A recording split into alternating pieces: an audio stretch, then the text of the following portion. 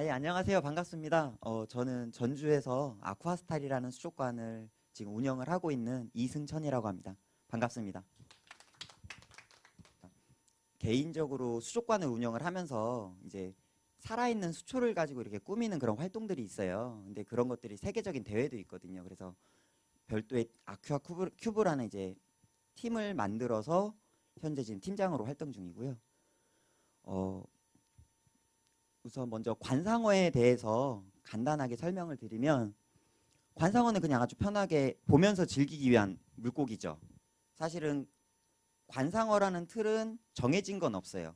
우리나라 민물고기도 얼마든지 관상어가 될 수 있고 외국에서 이제 이쁜 물고기도 관상어가 될 수 있고 다만 이제 저희가 나누는 기준은 이것이 사업화가 되었냐.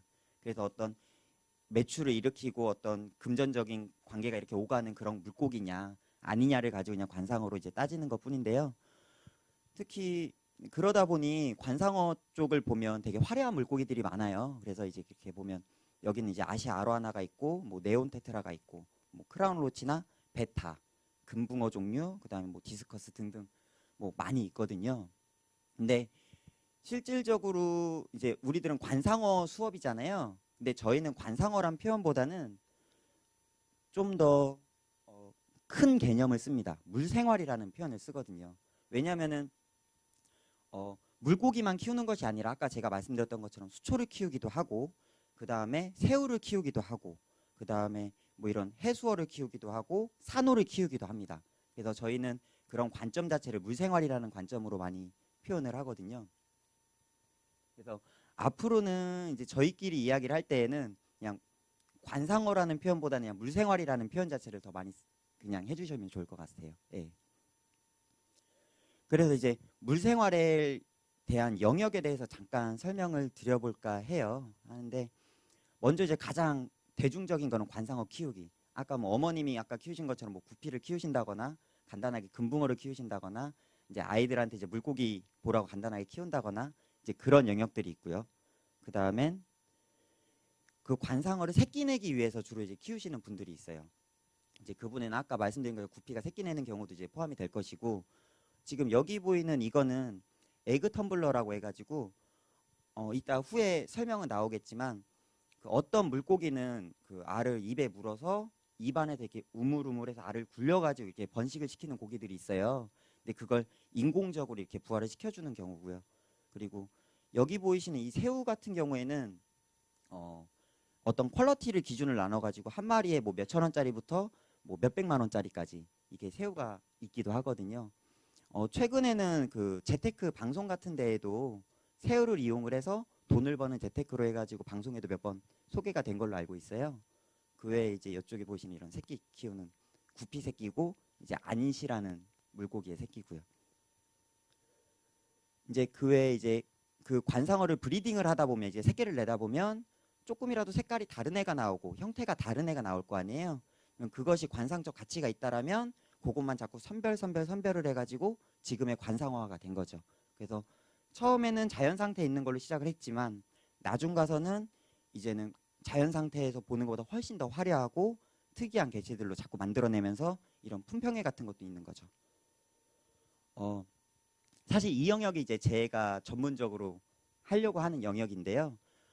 주로 자연에 있는 살아있는 수초와 나무, 돌을 이용을 해가지고 자연을 이렇게 꾸미는 활동들을 얘기를 해요. 근데 개 중에 보면 그냥 수초만을 키우는 것이 아니라 뭐 산이나 바다 혹은 이제 뭐 이렇게 판타지 같은 그런 것들을 수조 안에다 이렇게 꾸미기도 하거든요.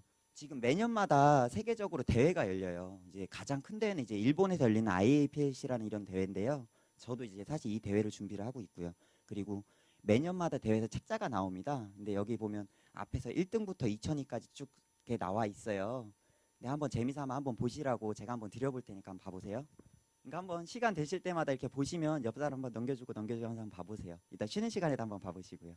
예예. 네, 이런 영역도 있고요. 이제 그 다음에 아까 이제 말씀드린 것처럼 이런 대회들이 존재를 합니다. 보통 이제 뭐 미국이나 그 다음에 저기 저기 멕시코 쪽, 그 다음에 저기 어디냐 헝가리 쪽, 그 다음에 이제 아까 말한 것처럼 일본 쪽 대회가 이제 제일 크고요. 이제 그 외에 이제 비오톱이라는 영역이 있어요. 비오톱이 뭐냐면 아까 제가 말씀드린 것처럼 똑같이 수조 안을 꾸민다라는 거는 똑같은데 이거는 최대한 자연을 재현해서 꾸미려고 노력을 하는 활동들이에요. 예, 그러니까 이제 뭐 우리 예를 들어 우리나라 민물고기도 보면은 소에 사는 애들이 있고 여울에 사는 애들이 있고 이제 그 하상 구조 이제 바닥에 있는 구조도 보면 자갈을 좋아하는 애들이 있고 뻘을 좋아하는 애들이 있고 이제 다양하잖아요. 그런 것들을 최대한 그대로 구현을 시키려고 노력을 하는 사람들이죠. 예. 그러니까 어떻게 보면 물고기가 살기 가장 좋은 환경을 어항 안에 꾸미려고 하는 그런 영역이 이제 비오톱이라고 할 수 있고요. 아까 좀 전에 보여드렸던 이런 수초원 같은 경우는 사람이 관상을 하기 위해서 가장 아름답게 꾸미려고 노력을 하는 거고요. 이제 그 외에는 이제 해수 영역이 있는데요. 해수에는 크게 두 가지 영역이 있어요. 뭐냐면 F4라고 해서 이제 해수어를 중심으로 이제 키우려고 하는 영역이 있거든요. 그래서 물고기 위주로만 키우는 그런 영역이 하나 있고요. 그 외에는 산호항이 있어요. 근데 실질적으로 왜 해수어하고 산호하고 따로 분리를 해서 나누냐면은요. 산호가 잘 크는 조건과 해수어가 잘 크는 조건이 사실 달라요. 그리고 해수어를 자꾸 잘 키우려고 하다 보면 산호가 클 조건이 좀 안 좋아지다 보니까 같이 운영하는 게 좀 어려워서 실질적으로는 산호하고 해수어를 별도로 이렇게 운영을 해서 많이 하는 편이거든요. 다음에는 보면 구피, 그러니까 여러 그 관상어들에 대해서 이제 간단하게 설명을 좀 드려볼까 합니다. 보시면 이제 구피는 이제 다들 되게 흔하게 접하시는 고기 중 하나일 거예요. 그렇죠? 그리고 구피는 기본적으로 새끼가 태어나면 3달만 되면 새끼를 또 가질 수 있어요. 그리고 보통 새끼를 낳는 주기 자체가 한 달 내외로 되게 짧습니다. 그러다 보니까 개량이 되게 쉬워요. 그래서 계속 신품종이 계속 나오고 개량이 계속 되게 많이 이루어지는 어종 중 하나거든요. 그래서 보면 색깔도 뭐 빨간색, 파란색, 검정색, 녹색, 흰색 뭐 되게 다양하게 나타나고 꼬리 패턴도 상당히 다양하게 나타나죠. 근데 원래 원종의 느낌이 이런 게 원종이었어요. 보면은 되게 이쁘긴 하지만 지금처럼 화려하지는 않죠. 근데 아까 말씀드린 것처럼 그런 세대가 짧다라는 그런 장점이 있기 때문에 지금까지 이제 개량하게 된 거고요. 그래서 보면 이제 구피 같은 경우에는 어떤 꼬리 각이나 그 다음에 체형, 그 다음에 색깔, 패턴을 가지고 이게 이름을 짓습니다. 그래가지고 뭐 턱시도라고 표현을 하기도 하고 뭐 페라라고 표현을 하기도 하고 뭐 이렇게 그 리본이라 표현을 하기도 하고 이게 다양한 표현법들이 있거든요. 이제 그 다음에 또 이제 많이 보시는 어종들, 그죠? 마트 같은 데 가면 많이 보실 거예요. 말라위 시클리드라고 해서 보통 이제 다람쥐, 바나나, 뭐 블루제브라 뭐 이런 식의 이름으로 많이 불리는데 실질적으로는 그런 이름은 아니에요. 원종 이름은. 근데 한국에 들어와서 약간 애칭처럼 별명처럼 이렇게 불리는 이름들이죠. 근데 이제 원래 말라위오스는 그러니까 말라위 어종 말라위 시클리드라고 하는데 말라위 시클리드는 원래 어종이 정말 많아요. 정말 많은데 그 중에서 이제 대중화된 이제 몇 가지 종들이 그런 거고요. 이제 뭐 말라위 호수는 여기 보면 이렇게 뭐 아프리카에서 3번째로 세계에서 9번째로 큰 호수고요. 그리고 호수가 엄청나게 크다 보니까 그 종들 사이에서 자기의 어떤 서열에 맞는 그러니까 위치에 맞는 종으로 다 분화가 되어 있어요. 무슨 말이냐면 잠시만요. 지금 이게 다 말라위 호수에 서식하는 어종들이거든요. 근데 중요한 건 다 하나의 시클리드 속이라는 거예요. 무슨 말이냐면 호수가 상당히 크단 말이죠.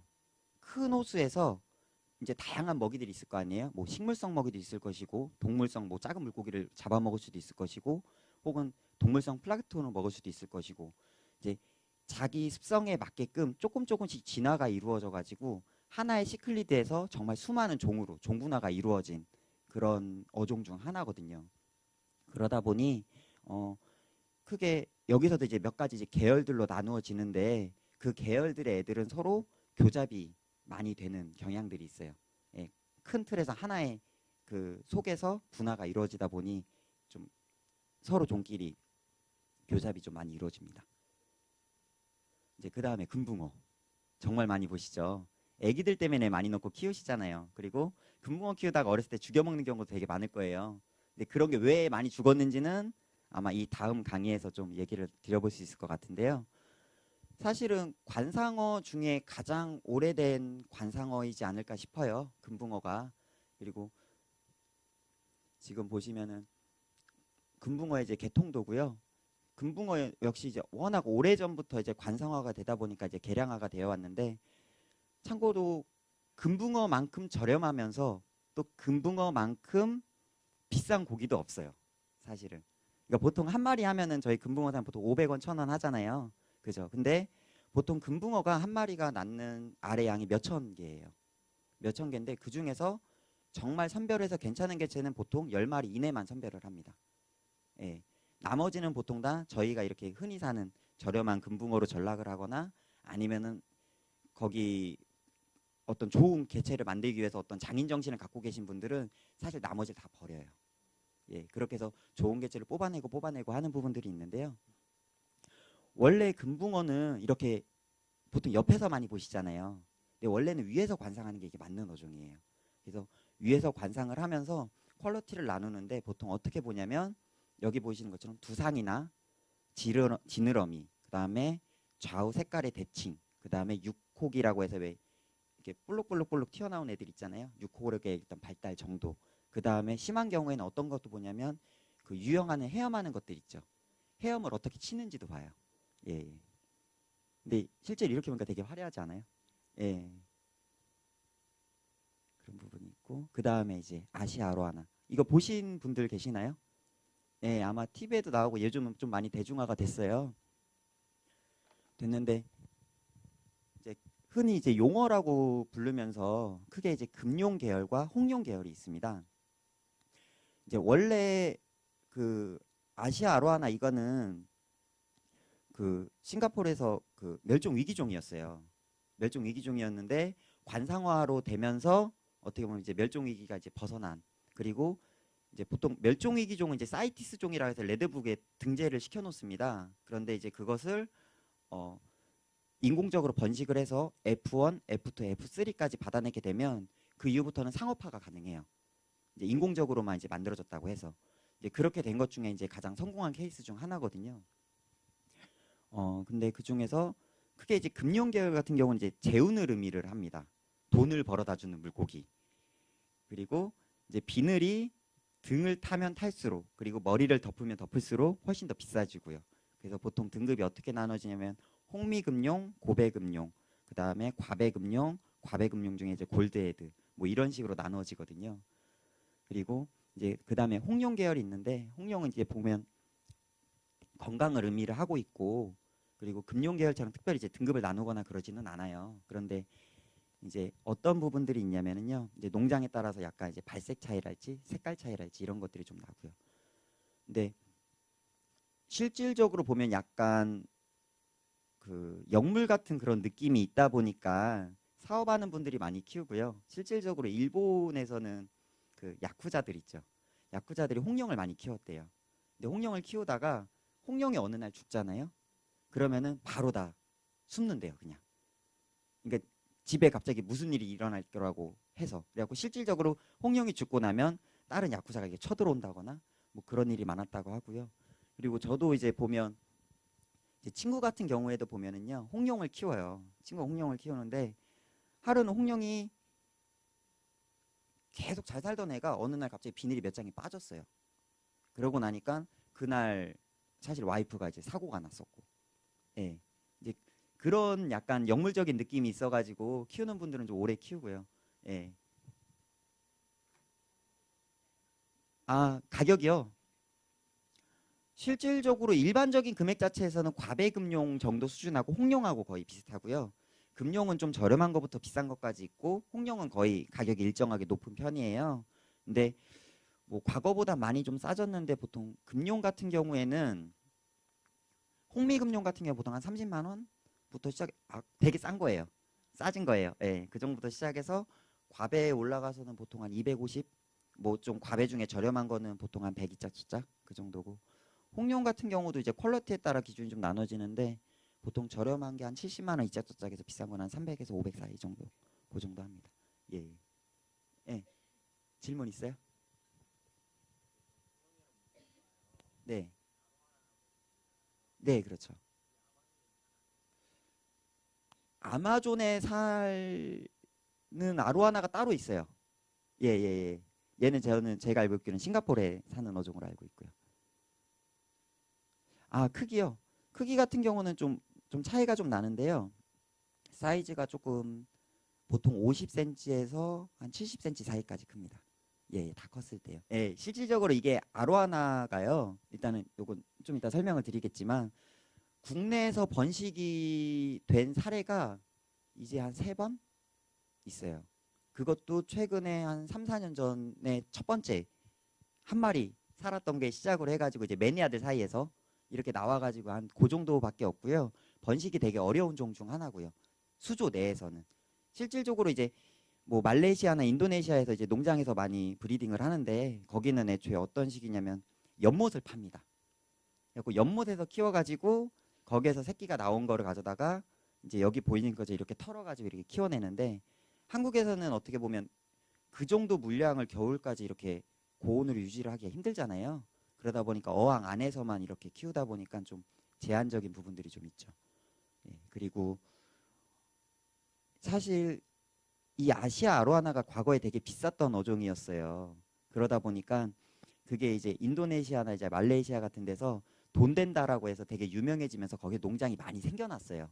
그러면서 요즘은 이제 고퀄러티 용들이 많이 생기고 많이 대중화가 되었고요. 그게 이제 불과 한 4, 5년 사이에 일어난 일이거든요. 그리고 아까 그 아시아 아로하나를 용어라고 부른다고 했잖아요. 근데 용어라고 부르는 이유 자체가 어, 어디까지나 이것도 예상이에요. 사람들이 생각하는 거죠. 근데 보면 일단 이 끝에 수염이 있고요. 그리고 용처럼 비늘이 큽니다. 그리고 용처럼 이제 지느러미가 이렇게 좀 길게 나오고 가장 큰 거 입에 주황색의 알을 부어서 입을 보호를 해요. 근데 이게 동양에서 서양에서 말하는 용이 있고 동양에서 말하는 용이 있잖아요. 근데 동양에서 말하는 용이 가지고 있는 그런 특징들을 갖고 되게 비슷해가지고 용어라고 부르기도 하고 또 절에 가면 그 목어 있죠. 목어 모형이 이 용어랑 되게 비슷하게 생겨 있는 형태들이 있거든요. 예. 그 다음에 코리도라스. 이거 보시면 이것도 마트에서 많이 보실 거예요. 흔히 뭐 마트에서 똥 먹는 모기라고 이제 많이 판매하고 하는데 실질적으로 똥을 먹는 고기는 아니에요. 그냥 바닥에 있는 먹이를 찾아다니는 주로 바닥에서 서식하는 그런 고기이고요. 예, 여기 지금 설명 잘 보이실지 모르겠는데 한번 설명드릴게요. 이제 남아메리카 아메리카 대륙에서만 이제 발견되는 이제 메기과 물고기인데 그리스어인 투구와 껍질인 도라스의 합성어입니다. 그래서 투구 물고기라는 그런 물고기예요. 그래서 이제 보시는 것처럼 매우 온순한 종이고요. 그리고 이제 보통 마트에서는 가격이 뭐 한 마리당 뭐돈 1,000원 이짝저짝 수준이면 구매할 수 있는 어종일 거예요. 근데 코리도라스가 품종이 또 되게 다양하게 많아요. 그리고 이게 워낙 귀여운 그 외모 때문에 요거만 키우려고 하는 매니아들도 되게 많고요. 그래가지고 저렴한 건 저렴한데 비싼 거는 보통 뭐 한 20만 원 이짝저짝 하는 어종들도 많을 정도로 작은데 요만밖에 안 하는데 그런 생물들도 많이 있습니다. 그 다음에 새우. 그 새우가요 보통 사이즈가 얼마나면요 한 2cm 정도밖에 안 돼요. 아마 현존하는 모든 관상 생물 있죠. 뭐 개, 고양이 이런 거 다 따져가지고 그람 대비 가장 비싼 생물이 새우일 거예요. 예, 질량 대비 가장 비싼 생물이. 예. 그리고 이제 지금 보시는 것처럼 이제 최근 3, 4년 사이에 이제 가장 각광받는 생물이고 지금 보면 자연에 존재하는 종이 아닌 새로운 종을 창출함으로써 뭐 지금도 계속 종 개량이 이루어진다고 했잖아요. 무슨 말이냐면 애초에 지금 여기 보이시는 가장 위에 있는 생물 있죠. 이제 CRS라는 종이에요. 이제 크리스탈 레드 슈림프라는 종인데 애초에 이 종은 자연에 애초에 서식하던 종이 아니었어요. 예, 일본에 있는 한 분이 우연찮게 이제 새우를 키우다가 발견을 하게 되면서 교잡이 되면서 이제 발견이 된 거죠. 그거를 CRS 크리스탈 레드 슈림프라 이름을 짓고 그것이 계속 개량돼 와가지고 지금까지 오게 된 거거든요. 그래서 이제 좀 이따가 보여드리면 지금 이제 그 새우에서 출발을 해서 처음에는 얘에서 출발을 했어요. 얘에서 출발해서 요런 애도 나왔고요. 여기서 출발을 해가지고 요런 애도 나왔고요. 여기서 나오고 여기서 나왔어요. 다 자연에 존재하지 않은 종인데 처음에 이 종이 하나 생김으로써 계속 교잡을 거쳐가지고 완전히 새로운 종들이 많이 나타났죠. 그러다 보니 지금 여기 있는 이거 있죠. 이건 핀토새우라고 하거든요. 이건 보통 한 마리당 250만 원 정도 해요. 그래서 이것 때문에 재테크를 하려는 사람들이 되게 많았고 그런 부분들이 있죠. 그래서 실질적으로 한국에서 물생활하는 사람들은 보통 다른 생물들 자기가 이제 키우면서도 새우 정도는 그냥 취미로 다들 키우세요. 그 새우가 키울 때 장점이 있어요. 뭐냐면 새우는 환경 변화를 별로 싫어해요. 그러니까 환경이 조금 많이 변하면 잘 죽어요. 그 말은 뭐냐면 손을 잘 안 대도 된다는 말이에요. 손을 대면 대수록 죽는 거죠. 그러다 보니까 키우기가 그나마 손이 좀 덜 가면서 키우다 보니까 키우는 사람들이 좀 많이 있는 편입니다. 그 다음에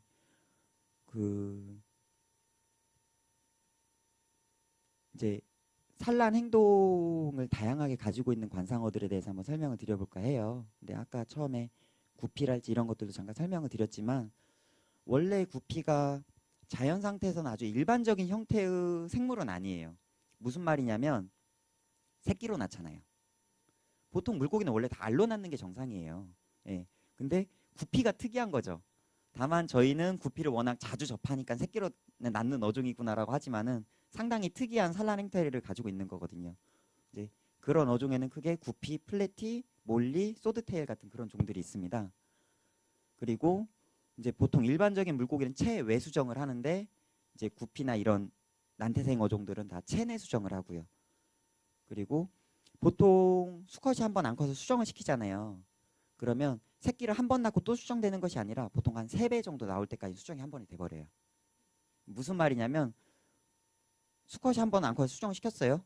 그 수컷이 죽었어요. 근데 암컷이 3번까지는 새끼를 낳을 수 있다고요. 그러니까 미리 다 이게 수정이 된다라고 보시면 돼요. 그리고 이제 새끼를 보통 낳는 주기가 한 달 내외인데 이제 품종에 따라서 뭐 한 25일에서 뭐 한 35일 사이로 이렇게 왔다 갔다 하거든요. 그리고 보면 여기 보시면 이제 고노포디움이라고 해가지고 저것이 이제 수컷의 어떤 생식기의 역할을 하는 거죠. 그래서 구피나 플래티나 이런 거를 키워보신 분들이 자세히 관찰을 하시면 수컷이 암컷을 엄청 쫓아다녀요. 쫓아다니는데 암컷하고 딱 맞닿을 할 때쯤 되면 저거 이제 어떻게 보면 뒷지느러미잖아요. 그거 이렇게 세우죠. 세워가지고 암컷의 그 생식기 쪽에 갖다 대려고 하는 그런 성향들이 있어요. 그게 이제 수정을 중간중간 시키려고 하는 행위거든요. 그리고 이제 암컷이 이제 새끼를 낳을 때인데 그 수족관을 운영을 하다 보면 손님분들이 정말 많이 물어보는 게 있어요. 뭐냐면 새끼 언제 낳아요? 정말 많이 물어보시거든요. 근데 새끼를 낳을 때가 되면요. 정말 낳을 때가 되면 자세히 보면 눈이 보여요. 배 뒤쪽이 이렇게 검해진다고 하잖아요. 검해지고 나서 눈이 보입니다. 잠시만요. 이제 잠깐 설명을 드려볼게요. 이제 암컷 배라고 생각을 하시고요. 이렇게 되면 이제 여기에 거뭇거뭇한 이제 그 알이나 이제 새끼들이 이렇게 보인단 말이에요. 그리고 여기가 이제 항문이고요. 그러면 요게 이제 새끼가 낳을 때가 되면 어떤 식으로 바뀌냐면요. 암컷이 배에 힘을 주잖아요. 새끼를 낳으려고. 그쵸? 낳으려고 하면서 여기까지 다 몰려있던 새끼들이 자꾸 이쪽으로 모여요. 검은 것들이. 이제 그런 것들을 가지고 이제 뭐 기역자니 니은자니 뭐 이런 표현들을 쓰거든요. 그러니까 왜 지금 여성분들이 많으니까 그러겠지만 이제 아기를 낳으려고 하면 자꾸 이제 아랫배에 힘을 자꾸 주잖아요. 그것과 같은 이치라고 생각을 하시면 돼요. 이제 이런 것들이 있고 그 다음에 어떤 부분들이 있냐면 새끼를 곧 낳으려고 하는 애들은 수컷이 더 열성적으로 쫓아다녀요. 왜냐면 새끼를 낳자마자 자기 새끼를 수정을 시키기 위해서 이제 그런 부분들도 있고요. 그 다음엔 암컷 같은 경우도 지금 막 밖에 다니면 다른 물고기도 막 돌아다니는데 그런데 새끼 낳으려면 지도 스트레스 받을 거 아니에요. 그러다 보니까 자꾸 뭐 여과기 밑이나 수초 밑이나 이렇게 수류가 좀 없는데 자꾸 이제 가만히 숨어 있으려고 하고 그러거든요. 그런 증상들이 보이면 보통 뭐 한 일주일 이내에 새끼를 낳는다고 생각을 하시면 되실 것 같아요.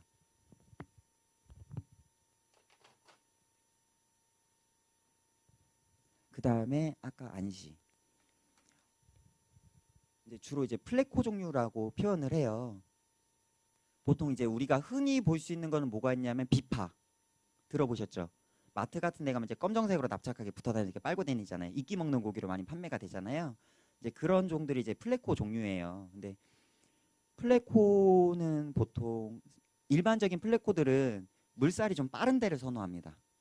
물살이 빠른 데를 선호하다 보니까 붙어 있으려고 노력이 있고요. 그리고 수류를 잘 타기 위해서 높이가 좀 낮죠. 낮게 해가지고 또 수류를 강하게 견뎌야 되기 때문에 가슴 지느러미가 되게 단단해요. 나와 있는 게. 근데 이런 종들은 이제 새끼를 낳을 때에는 자기가 굴 속에 들어가 가지고 암컷과 수컷이 만나서 암컷이 산란을 하고 나오면 수컷이 그때부터 지키거든요. 그 얘네들이 그런 습성을 갖고 있으니까 그런 습성으로 산란을 도와주는 그런 도구들을 판매를 합니다. 그래서 이런 산란 그 굴로 된 이런 토분 같은 거를 만들어 넣어주면 암컷과 수컷이 들어가서 암컷이 산란을 하고 그 이후부터는 수컷이 밥도 안 먹고 지켜요. 예. 그러니까 사실은 물고기들을 관찰을 하다 보면은 사람보다 나을 때도 많아요. 예. 그러니까 물고기라 생각하면 되게 이제 좀 바보 같고 멍청이 같고 지능도 별로 없을 것 같지만 걔네들이 어떤 새끼들을 지키려고 하는 거거나 키우려고 하는 노력을 보면은 정말 대단할 정도로 어떤 사실은 사람 저희는 애기 키우면서 밥 먹잖아요. 그죠? 얘네들은 밥도 안 먹어요. 한두 달 동안. 예. 그 다음에 이제 입으로 보호하는 형태 보면은 이제 아까 잠깐 말씀드렸는데 이제 프론토사나 말라위 시클리드나 뭐 트로페우스 같은 이런 시클리드 종들이 좀 많이 있습니다. 얘네들 같은 경우도 이제 체외 수정을 하고 그리고 이제 수정된 알을 보통 얘는 암컷이 입에 물어가지고 키웁니다. 그리고 새끼가 알에서 부화를 해서 어느 정도 클 때까지는 밥을 먹질 않아요. 그리고 이제 외부적으로 이제 위협이 있어가지고 이제 새끼를 밖에 내면 애들이 죽을 것 같다 싶을 경우에는 3달이 넘도록 밥도 안 먹고 지키는 경우들도 있거든요. 그래서 지금 여기 보면은 이제 알을 물고 있으니까 입 알이 이렇게 쳐져 있죠.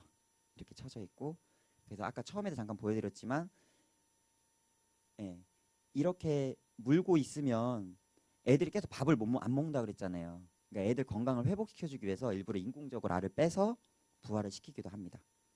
예, 그래서 에그 텀블러라고 하는 이제 그런 장비인데 입안에서 이제 아가미를 계속 이렇게 호흡을 하면서 알을 계속 굴려준단 말이에요. 산소를 이제 공급해주기 위해서 이제 그런 것과 똑같이 이렇게 공급을 해주는 장치들도 있습니다. 그 다음에 젖을 먹여 튀는 이거 디스커스라는 어종 혹시 들어보신 적 있으세요? 예. 보통 열대어의 황제라는 표현을 많이 쓰고 또 매니아들이 많이 발달되어 있고 개량도 참 많이 이루어지는 종 중 하나예요. 그리고 키우기가 까다롭기로 이제 알려진 어종 중 하나이고요. 그런데 이제 특징이 어떤 거냐면 다른 고기보다도 그 쌍 잡는 게 조금 까다로워요. 무슨 말이냐면 마음에 안 들면 쌍을 안 잡아요. 예, 그러니까 요거 암컷이네, 요거 수컷이네 둘러놓는다고 해서 그냥 걔네들이 산란하는 게 아니에요. 예, 그렇죠. 그러니까 지 마음에 안 들면 결혼은 안 하는 거예요, 얘네들은. 예, 그러다 보니까 애초에 얘네들을 이제 번식시킬 때에는 열 몇 마리를 좀 여러 마리를 한 수조에 놓고 성어들을 놓고 키웁니다. 그러다가 쌍이 잡히잖아요. 그 쌍만 놔두고 나머지를 다 빼요. 예, 그렇게 해가지고 이제 번식을 보통 시키는데 이제 디스커스 같은 경우는 이제 좀 사람하고 비슷한 부분들이 좀 있어요. 이게 암수가 번갈아 가면서 같이 이제 새끼를 돌보거든요. 돌보고 이제 어떤 것이 있냐면 디스커스가 아까 말한 것 좀 특이하고 매력적인 이유가 새끼가 어느 정도 클 때까지 어미가 젖을 먹여요. 그러니까 이제 젖을 먹인다라는 표현인데 실질적으로는 뭐냐면 그 몸에서 어떤 피부에서 체액 같은 게 나와요. 하얀 체액이거든요. 예, 이제 그거를 먹고 애들이 어느 정도 이제 적응할 때까지 크면서 키우는 어종 중 하나입니다. 아 디스커스요? 아 가격이 제일 궁금하신가 봐요. 예, 네. 그러니까 디스커스도 지금 이제 많이 개량이 되어 있고 가격이 뭐 저렴한 것부터 비싼 것까지 다양은 해요. 근데 보통 입문용으로 보통 하면 성어 기준 말고 새끼 기준으로 했을 때는 한 15,000원에서 25,000원 사이 그 정도 하고 좀 이제 개체가 비싼 경우에는 뭐 한 60만 원 선에서 한 100만 원 선 이짝저짝까지 보통 하죠. 그때는 더 비쌌죠. 훨씬 비쌌죠. 그러니까 그때하고 지금하고 차이점이 뭐냐면 그 당시보다 지금 물생활하기가 되게 편해졌어요. 그러니까 제품들도 많이 나왔고 용품들도 많이 나왔고 이제 물고기를 키우기에 훨씬 좋은 약품들도 많이 나왔고요. 그래서 과거보다는 지금이 키우기가 많이 편해졌고, 두 번째는 뭐가 있냐면 과거에는 수입이 어려웠어요. 유통 자체랄지 이런 부분들이 많이 원활하지 못했는데 요즘은 온라인이 워낙 발달돼 있잖아요. 사실은 어느 정도냐면 페이스북이나 인스타그램 아시죠? 그런 데만 검색만 해도 그냥 외국에 있는 농장들하고 접촉이 돼요. 거기에서 얘기를 나누고 얼마든지 항공편으로 받아볼 수도 있는 지금 상황이 됐기 때문에 이제 그런 부분으로 인해서 단가가 좀 떨어진 부분들도 있겠죠. 예. 그래서 지금 보면 이제 산란 후 이제 알과 새끼를 돌보거나 이제 점액을 먹이는 그런 모습들이거든요. 보면 이제 원래 디스커스는 야생에서는 어떤 이런 나무 기둥이나 그런 좀 두꺼운 돌이나 이제 그런 데 이제 알을 붙입니다. 붙인 다음에 이제 알이 계속 잘 사나 돌보고 깨어나면 이제 이런 식으로 자기 몸 옆에 새끼들이 다 붙어 다니면서 몸에 나온 점액질들을 먹으면서 이제 크죠.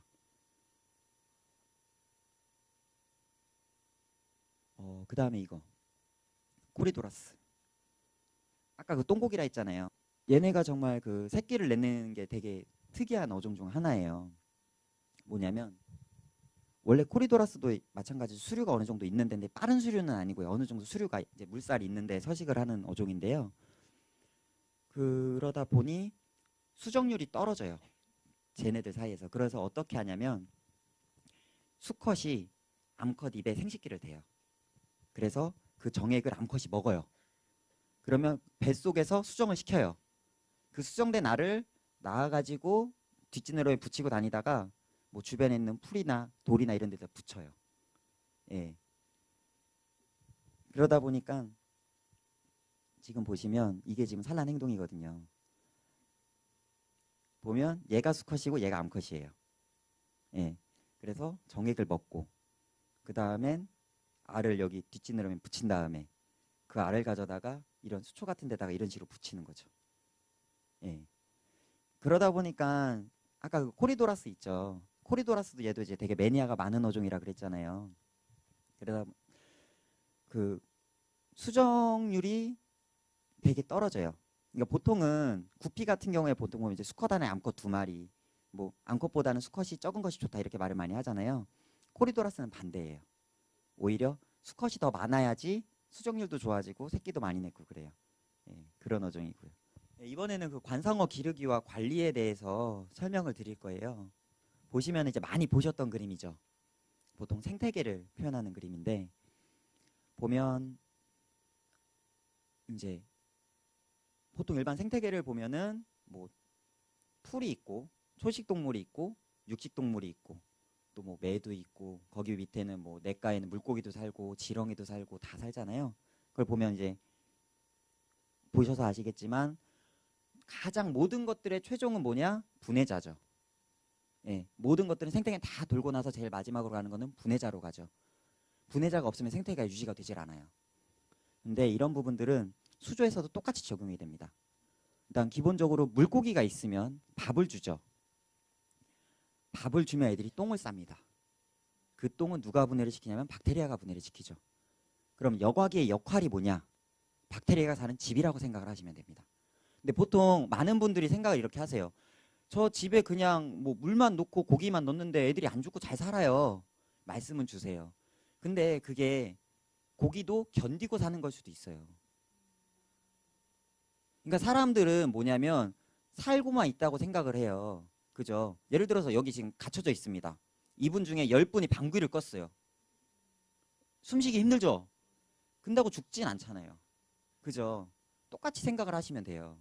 그러니까 실질적으로 물고기가 살기 좋은 조건을 만들어 주려면 이런 여과기들이 필수로 달려져 있는 게 좋고, 그 여과기가 어떤 게 달려져야 되냐면 박테리아가 충분히 서식할 수 있는 그런 여과기가 달려 있는 게 좋거든요. 그래서 보통 이제 여과기란 보면 관상어를 키우면서 발생하는 오염물질을 제거하는 기구다. 근데 그거는 크게 두 가지가 있습니다. 물리적 여과가 있고 생물학적 여과가 있어요.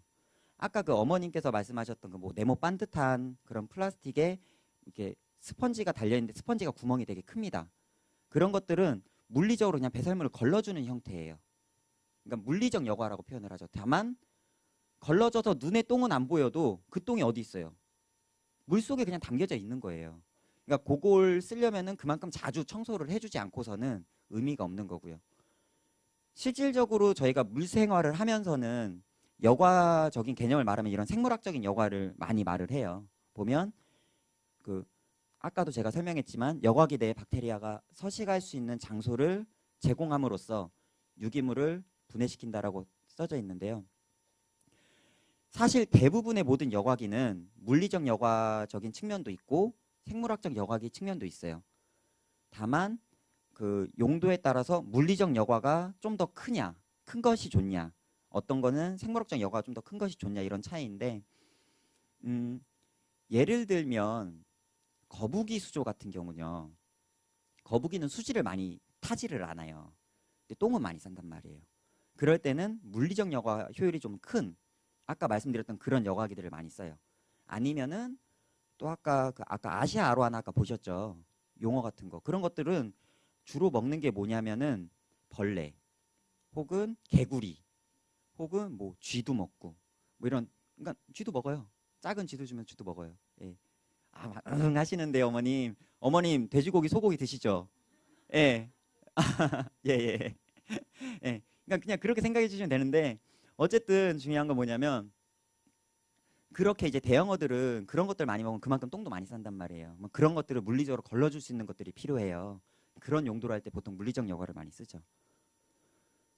그래서 이제 아까 똑같은 내용이지만 이제 수조가 있으면 여과기가 있고 여과기를 보면 이제 여과기 내 박테리아가 서식할 공간을 마련해 준 다음에 물을 순환시켜 주는 게 이제 여과기의 기능이거든요.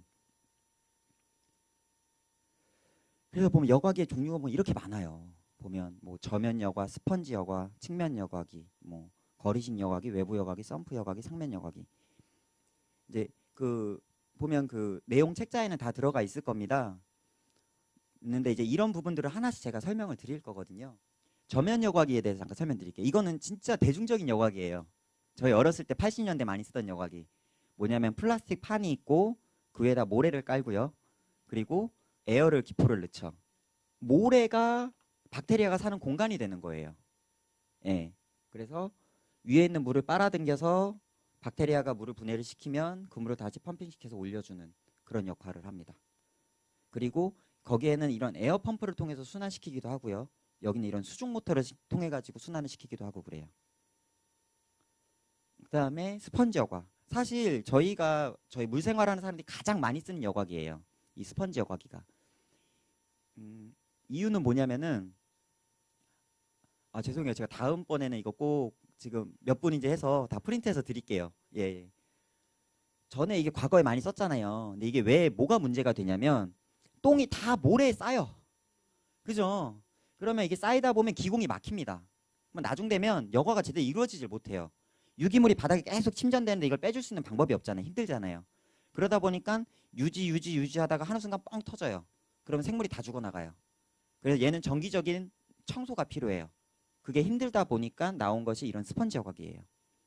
이제 스펀지 여과의 개념도는 뭐냐면 에어가 들어가서 에어가 올라가면서 물을 같이 펌핑시켜 올립니다.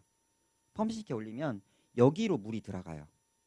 그럼 스펀지는 계속 물이 순환되는 구조가 생기겠죠. 그러면서 스펀지가 표면적이 되게 넓잖아요. 거기에 이제 박테리아가 서식할 수 있는 공간이 마련이 되고 유지가 되는 거고 이 스펀지가 그냥 쑥 빠져요. 스펀지가 쑥 빼서 그냥 주물주물 짜서 그냥 꽂기만 하면 되니까 청소도 편하고 그래서 요즘은 이걸 제일 많이 쓰는 여과기 중 하나고요. 그러니까 보통 이제 일반적으로 한 60cm 미만 되는 작은 사이즈들 있죠. 그런데 이 여과기를 많이 씁니다. 그 다음에 아까 어머님이 말씀하신 아까 그 측면 여과기. 네.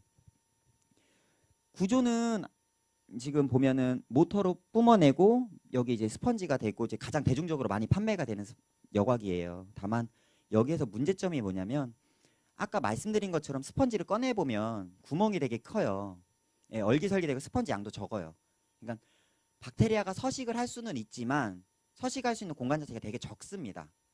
그리고 유기물을 주로 걸러주는 역할로 많이 쓰는 거고요. 그러니까 물리적 여과기라 보시면 돼요. 다만 이것도 오래 쓰면 박테리아가 정착을 하겠죠. 그러면 수질이 안정돼서 애들이 잘 살아요. 예, 근데 어디서 문제가 생기냐면 어항을 청소를 하죠. 하면 소실률이 엄청 큰 거예요. 그래 버리니까 이사를 하거나 수조를 한번 청소를 한다고 청소를 하면 고기가 죽어나가는 거죠. 그래서 제가 아까 말했던 그 좋은 여과기와 안 좋은 여과기를 나누는 기준은 거기에 있다는 거예요. 고기가 당장 죽고 살고의 문제가 아니라 무슨 말인지 가셨죠? 그 다음에 이제 거리식 여과기. 이제 사실은 아까 보셨던 이 스펀지 여과기 있죠.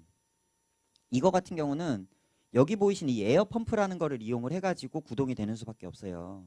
근데 시중에 나와 있는 모든 에어 펌프가 대부분 소음이 있어요. 들들들들들하는 소음이 있어요. 그죠? 그게 사실은 일반적인 에어 펌프 구조적으로 봤을 때 당장은 조용한 거라 하더라도 시간이 지나면 걔가 닳아요. 왜 그러냐면 펌프 구조 자체가 그 이렇게 된 그 고무로 된 펌프가 있어요. 이게 24시간 계속 도는 거예요. 쉬지 않고 계속 돌다 보니까 여기가 끝에가 연결부위가 달겠죠. 닳으면서 거기서 구멍이 생겨요. 찢기거나. 그러면서 소음이 커져요. 그러면서 에어압도 약해지고요. 그러니까 정기적으로 약간 그 소모품이라고 생각을 하시면서 사실 쓰셔야 되는 그런 제품이거든요. 소음도 있고 하다 보니까 거기에 대체돼서 나온 것이 이런 거리식 여과기. 소음은 작죠. 그리고 이 안에 그 박테리아가 살 수 있는 공간 자체를 여기다가 마련을 해주고 물을 계속 순환시켜주는 방식이에요. 다만 소음이 작다는 장점은 있지만 여과 효율 면에서는 스펀지 여과기가 사실 더 좋아요. 예. 그 다음에 이 외부 여과기. 그러니까 아까 제가 박테리아 말씀을 드렸잖아요. 그죠? 그러면 결론적으로 물고기가 많아지고 수조가 커지면 박테리아가 사는 공간도 그만큼 많이 할애를 해줘야 돼요. 무슨 말인지 가셨죠? 그런 관점에서 나온 게 이런 외부 여과기예요. 보통 외부 여과기가 사이즈가 얼마나 하냐면 이렇게 보면 작아 보이죠? 예, 보통 이만해요. 이보다 좀 더 큰 것도 있고 좀 더 작은 것도 있지만 사이즈가 이만합니다. 그럼 보통 사이즈가 한 여기 모니터 여기 보여지는 요 정도 되는 사이즈 때 있죠. 그쵸? 요거보다 조금 작거나 요 정도 이자뚝 되는 사이즈는 다 이 여과기 씁니다. 예. 제가 뭐 12월 5일 이후에 전시회 들어간다 했잖아요. 거기에도 다 이런 여과기가 들어갈 거예요. 예. 나중 가면 한번 이렇게 직접 한번 보시면 될 것 같아요. 제가 오늘 강의는 이래서 그렇지만 다음번에 제가 한번 찾아뵐 때에는 이런 여과기 종류들 있죠.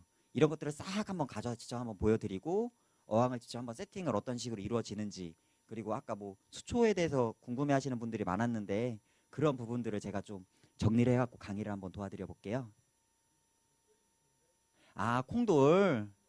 그러니까 콩돌은요 실질적으로 뭐냐면 에어를 공급해주는 역할이에요. 그거 외에는 특별한 역할이 없죠. 그러니까 콩돌 하나만으로 가지고 그러니까 사람들이 많이 착각하는 것 중 하나가 그거예요. 산소가 있으면 잘 살겠지. 그죠? 공기가 들어가면 살겠지잖아요. 근데 걔들은 공기를 가지고 사는 것이 아니고 공기도 물론 필요해요. 공기도 물론 필요하지만 공기만 가지고 사는 게 아니죠. 수질이 좋아야지 사는 거예요. 근데 수질은 누가 만들어주냐면 박테리아가 만들어주는 거죠. 예. 그리고 실질적으로 아까 같은 이런 여과기가 있다 하더라도 공기는 들어가는 게 도움이 돼요. 근데 그거는 제가 좀 이따가 설명을 한번 드려볼게요. 그리고 수조가 예를 들어 이만해진다 하는 것들은 이런 썸프 여과기라는 걸 씁니다. 수조 밑에 이런 여과조가 있어요. 근데 수조 밑에 어항이 하나가 더 있어요. 예, 한 어항에 한 3분의 1 내지 한 2분의 1 정도 되는 사이즈의 어항이 하나 더 있어서 그 안에다가 이렇게 박테리아 사는 공간에 많이 할애를 시켜주는 거예요. 거기에 이제 물을 순환시켜서 이제 그 물속에 있는 유기물을 이제 분해시켜주는 그런 방식입니다. 예. 그러니까 많은 사람들이 생각을 할 때는 그냥 어항만 딱 딸랑 보고 여기에 이건 요거만 있으면 되겠지 생각을 많이 하시는데 그거보다 중요한 건 이런 여각이라는 거죠. 그 외에 이제 상면 여각이라는 것도 있는데 이게 뭐냐면 아까 그 썸프 여각이라는 게 되게 크다 했잖아요. 근데 부피를 많이 차지하잖아요. 그러니까 그거를 조금이라도 편하게 쓰려고 좀 작게 축소를 시켜가지고 수조 위에 이렇게 얹어놓는 형태로 만들어 놓은 거라 보시면 되세요. 네. 자, 이제 조금 어려운 게 나와요. 근데 뭐 이제 어떤 거냐면 물고기가 밥을 먹고 똥을 쌉니다. 그죠? 똥을 싸면 가장 먼저 발생하는 게 뭐냐면 암모니아인데 이 암모니아는 물고기한테 되게 치명적이에요. 예. 그러면 그 암모니아를 아질산으로 바꿔주는 박테리아가 있어요. 그러니까 박테리아가 한 종류가 아닌 거죠. 되게 여러 종류의 박테리아가 있어요. 그 여과기에 살 수 있는 박테리아가. 근데 암모니아를 아질산으로 바꿔주는 박테리아가 있고요. 또 아질산도 물고기한테 유해해요. 예, 그래서 이 질산염으로 또 바꿔주는 박테리아가 또 있습니다. 사실 여기까지가 뭐냐면 호기성 박테리아가 그러니까 호기성 박테리아들이 이런 일들을 하고요. 그리고 이 질산염을 갖다가 완전히 질소로 바꿔버리는 것, 이 활동을 현기성 박테리아가 합니다. 근데 그 설명을 드리면 호기성 박테리아는 산소를 좋아하는 박테리아예요. 예, 현기성 박테리아는 산소를 안 좋아하는 박테리아고요. 그런데 아까 저쪽에 그 사장님께서 왜 그 콩돌 이야기를 하셨잖아요. 그 뭐 이게 물고기한테 산소 공급해 준다는 말씀을 하셨잖아요. 실제로 어떤 여과기를 설치를 했을 때 별도의 산소를 공급을 해주는 게 도움이 많이 돼요. 왜냐하면 이 호기성 박테리아 때문이에요. 예, 그러니까 여과기는 되게 막 박테리아 살 공간에 많이 마련은 다 해놨어요. 해놨는데 걔네가 살 수 있는 산소를 안 넣어주면 걔네들도 정착을 못 한다는 거예요. 예, 그래갖고 별도로라도 생물수가 많아지거나 그러면 별도로 산소를 넣어주는 게 물고기가 숨을 쉬는 이유뿐만 아니라 이 호기성 박테리아를 서식하게끔 만들어주는 데 도움이 된다는 거예요. 실질적으로 이 현기성 박테리아는요, 어떻게 보통 서식을 하냐면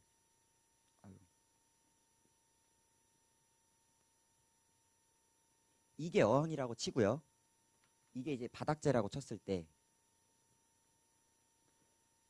바닥재 잎 깊은 곳에 서식을 해요.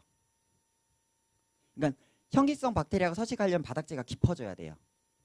예, 왜냐하면 산소가 투과하지 않는 층까지 만들어져야 되니까. 그리고 두 번째는 뭐냐면 보통 호기성 박테리아는 얘네가 서식하려면 한 달 내외면은 다 정착이 완료가 돼요.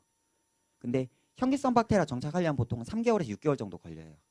시간이 되게 오래 걸려요. 그러다 보니까 실질적으로 물을 그래서 자주 갈아줘야 됩니다, 사장님.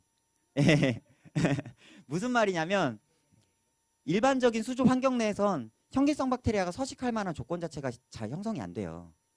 그러면 실제로 고기를 키우잖아요. 아까 말한 걸로 암모니아나 아질산은 물고기한테 되게 해롭다 그랬죠. 그리고 질산염은 그나마 덜 해로워요. 덜 해롭다라고 표현을 했어요. 무슨 말이냐면 얘도 많이 쌓이면 얘도 고기한테 데미지를 줘요. 그런데 질산염에서 질소까지 분해하는 이 현기성 박테리아는 일반적인 수조내에선 서식할 수 있는 조건이 되게 마련되기 힘들단 말이에요. 그러다 보니까 이 질산염은 사람이 계속 빼주는 수밖에 없어요. 그게 바로 물갈이에요. 물을 갈아주는 이유는 이 질산염을 빼주기 위해서 물을 갈아주는 거예요. 예. 그러다 보니까 예, 이해 가셨나요? 예, 예. 그러다 보니까 보통은 이제 정기적인 물갈이가 필요하다고 봐주시면 될 것 같아요. 원래 가장 기준으로 잡는 게 일주일에 한 번입니다. 으악 하시죠. 예. 대신 예. 네? 예, 마찬가지요.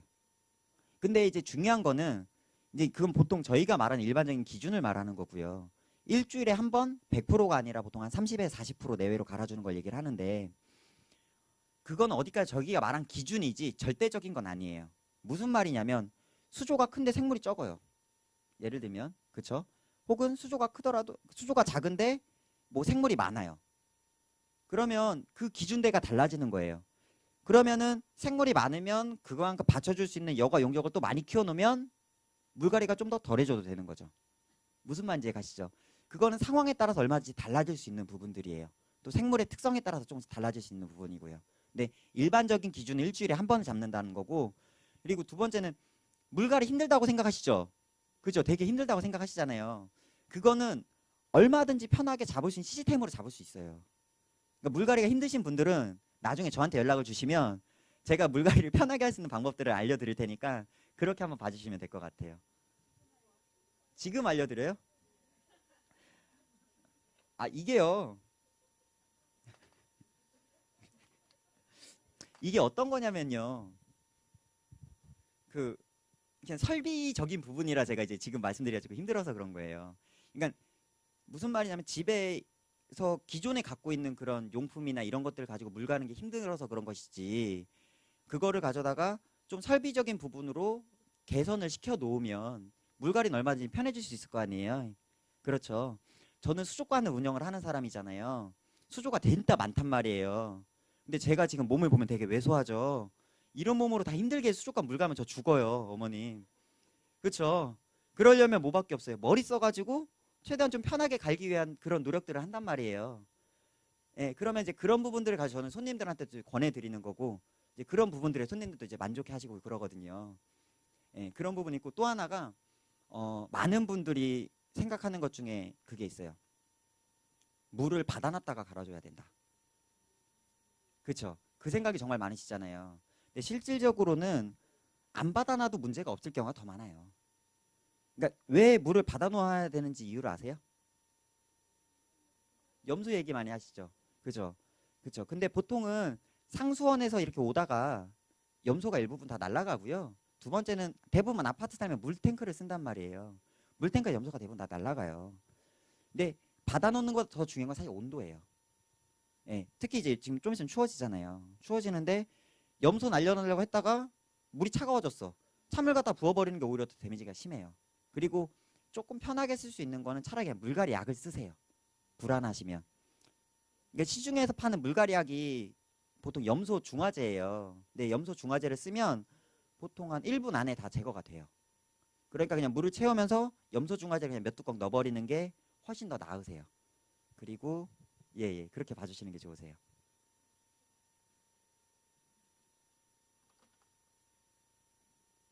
아, 참, 그리고 그게 있어요.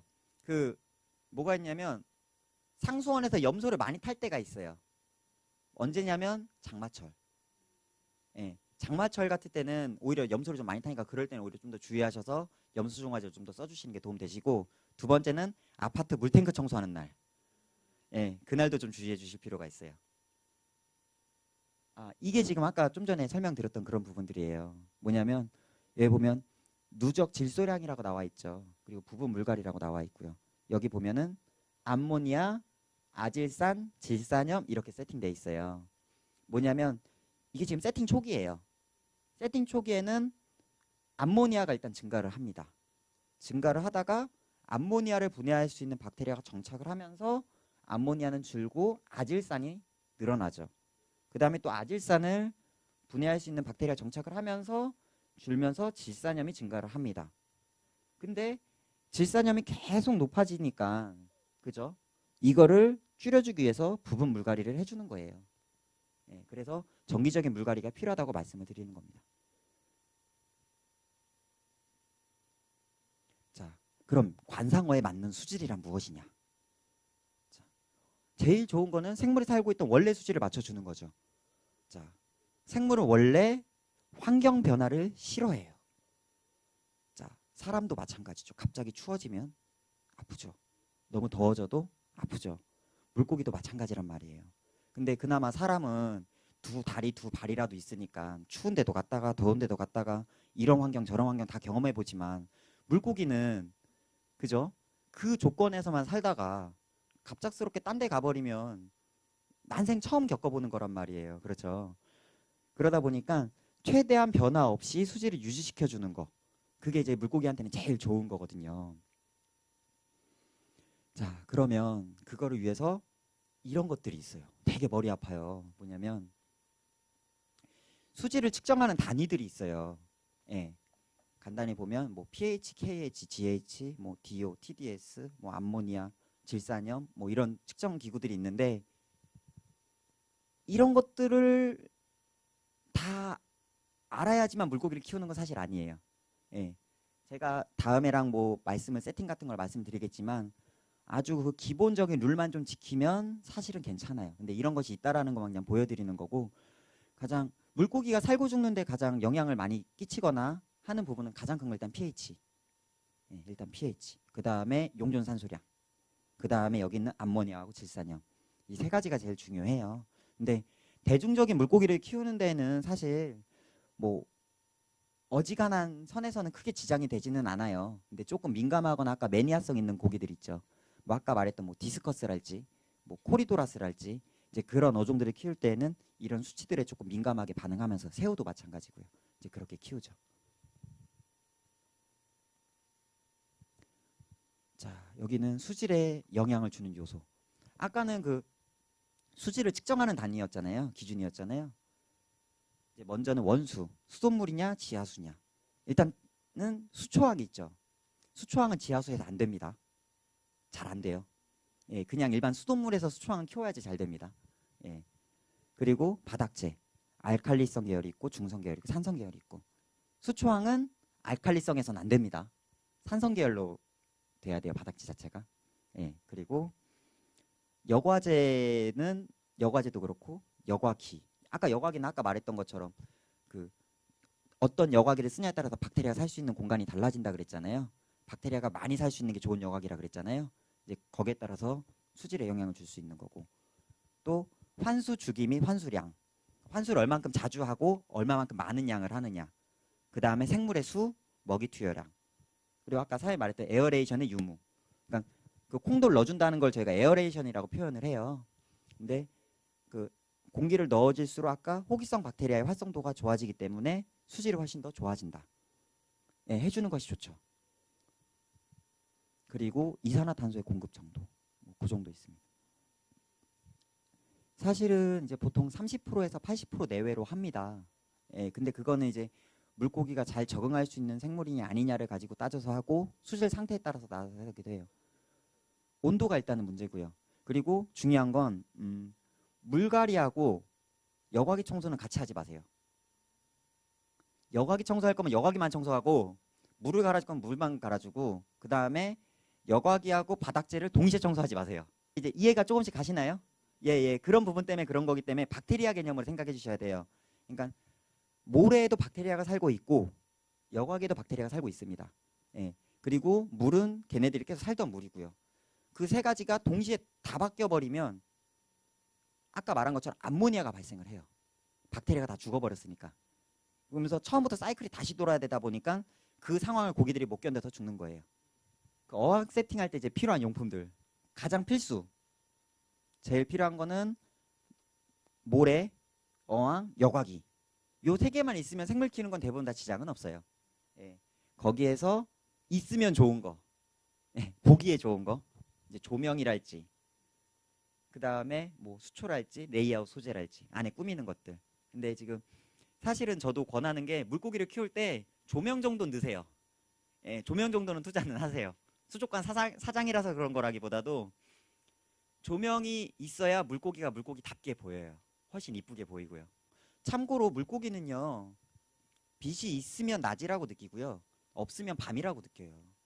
그러다 보니까 비켜놓잖아요. 24시간 계속 눈 뜨고 사는 거예요. 얼마나 불쌍해요. 그쵸? 예, 그러니까 저녁에 물론 관상할 수 있겠죠. 보고 싶으니까. 잠깐 켰다가 꺼주시는 게 좋고 그리고 어떤 물고기들은요. 불을 끄잖아요. 발색이 다 빠져요. 색깔이 다 빠져있고 깔아앉아있고 그래요. 또 어떤 물고기는요. 잘 때 누워서 자요. 아까 말씀을 드렸지만 어떤 물고기들은 예를 들면 네온테트라 많이 들어보셨죠? 네온테트라는 조명이 켜져 있잖아요. 그러면 파란색 발색에다가 빨간색이랑 선명하게 나오거든요. 근데 불을 꺼놓고 한 1시간 정도 있다가 보잖아요. 바닥에 쭉 가라앉아가지고 파란색이 아니라 약간 보라색빛처럼 색깔이 빠져 있어요. 예, 그러고 앉아가지고 이렇게 휴식을 취하면서 잠을 자죠. 예. 그리고 또 하나 재밌는 게 저는 이제 전북대학교에 생물학과를 나왔어요. 거기서 이제 민물고기 쪽을 공부를 하다가 창업을 지금 수족관을 했거든요. 근데 야간에 냇가에 가서 채집을 다녀보잖아요. 재밌는 게 뭐냐면 보통 피라미나 이런 애들 있죠. 보통 평소에는 물살 타고 다니면 막 쌩쌩 잘 다니잖아요. 근데 야간에 불을 켜고 물가 가장자리를 보면 작은 애 다 거기 다 모여 있어요. 예, 한 막 수백 마리 되는 애들이 물가에 다 모여가지고 잔잔하게 있으면 거기서 잠을 잡니다. 예, 그러니까 빛을 잠깐 비춰가지고 금방 움직이지도 않아요. 예, 나중에 혹시 기회가 되신다라면 냇가에 가셔서 그렇게 잠깐이라도 보는 것도 되게 재미난 경험이에요. 생각보다. 예, 요즘 뭐 헤드랜턴 좋은 거 많이 나왔잖아요. 그런 거 가져가서 잠깐 이렇게 관찰하는 것도 좋을 것 같아요. 실질적으로 그 관상어한테 소금이 별로 해가 되는 건 하나도 없어요. 너무 많은 소금을 주면 해가 되겠지만 소금의 역할 자체가 어떤 부분이 있냐면요. 가장 먼저 체막을 보호해 줍니다. 예, 체막을 점막을 보호를 해주고요. 그 다음에 2차 감염을 방지를 시켜줘요. 근데 그리고 어떤 부분이 있냐면 소금의 일정 농도가 이상이 되면 병균들이 죽어요. 살균 효과도 있어요. 아시잖아요. 많이들 하시잖아요. 그런 역할 때문에 쓰는 것 뿐이에요. 근데 소금이 저희도 수족관에서 소금을 많이 써요. 물고기를 치료하는 용도로. 근데 소금을 항상 넣어줄 필요는 없어요. 예. 근데 그때 청소를 맡기셨을 때 그 소금을 타줬다고 그랬잖아요. 그 수족관 사장의 판단에 물을 갈아주고 하면 환경이 바뀌고 어쨌든 환경이 바뀌는 거잖아요. 물고기 입장에서. 그러면 2차 감염이랄지 병에 올 가능성이 있으니까 그걸 미연에 방지하고자 넣어주는 거예요. 보통 과거에 수족관 청소를 시켜보면요. 마찬가지로 다 들었고 다 청소한단 말이에요. 그렇죠. 예, 그게 왜 그러냐는 줄 아세요? 박테리아 관점에 절대 좋은 게 아니에요. 사람 보기에 좋으니까 그렇게 청소하는 거예요. 예를 들어서 물만 갈고 가면서 제가 수족관 사장인데 돈 받으면서 물 갈고 하면서 사장님 이래야 고기가 잘 살아가고 하면 사장님 기분 좋겠어요? 아 여기 다 똥이고 다 들어온 건데 이거 그냥 다 치우고 가지 이게 청소한 거냐고 그렇게 보통 말씀하신단 말이에요. 그렇잖아요. 그런 관점 때문에 그런 거예요. 근데 그 와중에서도 여과기가 아까 말한 것처럼 측면 여과기가 많이 달려 있었을 거예요. 예, 그렇죠. 그래서 더 그런 것 뿐이에요. 근데 여과기가 측면 여과기가 아닌 뭐 스펀지 여과기나 다른 외부 여과기 같이 박테리아가 많이 살 수 있었던 여과기가 같이 설치가 돼 있었더라면 그렇게 뿌해지진 않았을 거예요. 그리고 뿌해지더라도 시간이 지나면 또 맑아지잖아요. 그렇죠. 그 기간 동안은 밥은 안 주시는 게 좋아요. 예. 왜냐하면 박테리아가 정착이 안 돼 있잖아요. 근데 거기에다가 밥을 줘버리면 아까 말한 것처럼 암모니아 같은 게 더 많이 발생한단 말이에요. 그러면서 고기가 죽어요. 예, 무슨 말인지 가셨죠? 이거는 이제 수조 세팅하는 순서인데요. 뭐 간단해요. 먼저 수조 놓고 모래를 씻어서 모래를 넣고 그 다음에 돌을 넣어서 꾸민 다음에 간단하게 수초를 심고 물을 부어주고 세팅을 마무리하죠. 근데 이런 과정은 이렇게 보면 되게 간단하지만 제가 다음에 와서 이제 수초왕 같은 걸 꾸며볼 때 조금 더 이쁘게 꾸미는 방법들 네, 이렇게 배치하면 좀 더 특이한 것들 이런 것들을 한번 좀 보여드려 볼게요. 이제 바닥재가 필요한 이유 일단 보통 어항을 하면 다들 모래 정도는 넣으시잖아요. 바닥에다가 그죠? 근데 모래를 넣어준 이유가 일단 pH나 경도를 바닥재가 기본적으로 결정을 해줘요. 알칼리성이다, 중성이다, 약산성이다 이런 부분들은. 그리고 아까도 말했지만 바닥재 자체가 박테리아의 어떤 서식할 수 있는 그런 공간을 제공을 해주고요. 그 다음에 관상어의 습성을 유지할 수 있다고 하는데 어떤 부분이냐면 어떤 물고기들은 입자가 가는 바닥재를 선호를 해요. 그러니까 예를 들어 생각해 보죠. 미꾸라지 같은 경우 생각해 보면 뻘 속에 있는 것들을 찾아 먹죠. 뻘을 먹고 뱉어낸단 말이에요. 그럼 아까 말했던 코리도라스라는 어종 있죠. 코리도라스라는 어종은 입자가 되게 가는 모래가 쫙 깔려진 데 살아요. 거기에서 모래를 입으로 먹어요. 그리고 먹이를 먹고 모래를 다시 뱉어내요. 예, 그걸 저희가 뭐라고 표현해요? 아가미 신공이라는 표현을 써요. 예. 근데 이제 보통은 일반적으로 마트나 이런 데서 수조를 사면 입자가 되게 큰 자갈이잖아요. 그러다 보니까 그걸 관찰하기가 힘들어요. 근데 나중에 코리 습성을 제대로 보시려면 입자가 되게 가는 모래들도 판매가 되거든요. 그런 것들로 바닥을 깔아보면 이제 그런 것들도 보실 수가 있을 것 같아요. 그리고 하지만 모든 어항에다 바닥재를 다 넣고 키우지는 않아요. 어떤 경우에는 일부러 바닥재를 빼고 키워요. 이 경우는 왜 그러냐면 어떤 관상어를 새끼를 내는 주목적으로 키우는 경우들이 있잖아요. 그런 경우에는 모든 조건은 사육자가 통제를 해야 돼요. 그러니까 무슨 말이냐면 물을 갈아주는 시기나 똥 배설물 정도나 이런 것들을 100%다 내가 케어를 할 수 있어야 한단 말이에요. 그러려면 바닥재가 있으면 그 안에 똥 같은 게 들어가다 보니까 관리가 힘들어질 거 아니에요. 그러다 보니까 바닥재를 다 빼버리는 거죠. 대신 그만큼 물고기 상태를 면밀하게 관찰을 하면서 키우죠. 근데 일반인들한테 권할 때에는 바닥재를 넣는 거를 권해요. 왜냐하면 바닥재를 넣는 것이 훨씬 더 키우기 안정적이기 때문에 그렇게 봐주시면 될 것 같습니다. 그리고 이제 바닥재에 따른 특징인데 왕사 이제 가장 흔한 모래고 가장 옛날부터 쓰던 모래예요. 예. 이제 보통 대부분의 생물들을 키우는 데 다 적합하고요. 그리고 초보 수초 정도 키우는 데는 전혀 무리 없이 키울 수 있는 바닥재고요. 그 다음에 흑사. 이제 매니아들이 가장 많이 선호되는 바닥재 중 하나죠. 예. 대부분의 생물들한테 적합하고 수초도 키울 수 있고 가장 많이 선호되는 바닥재입니다. 그 그 다음엔 산호사. 산호사는 사실 산호가 죽어서 된 바닥재예요. 죽은 덩어리예요. 얼마 전에 뭐 저는 사실 태국은 한 번도 안 가봤어요. 필리핀도 한 번도 안 가봤고요. 근데 최근에 아는 사장님께서 태국을 한번 갔다 왔다고 하면서 얘기를 하시는데 이제 그분도 이제 이렇게 물생활을 하시는 거죠. 해변에 이 산호사가 쫙 깔려 있다고. 예.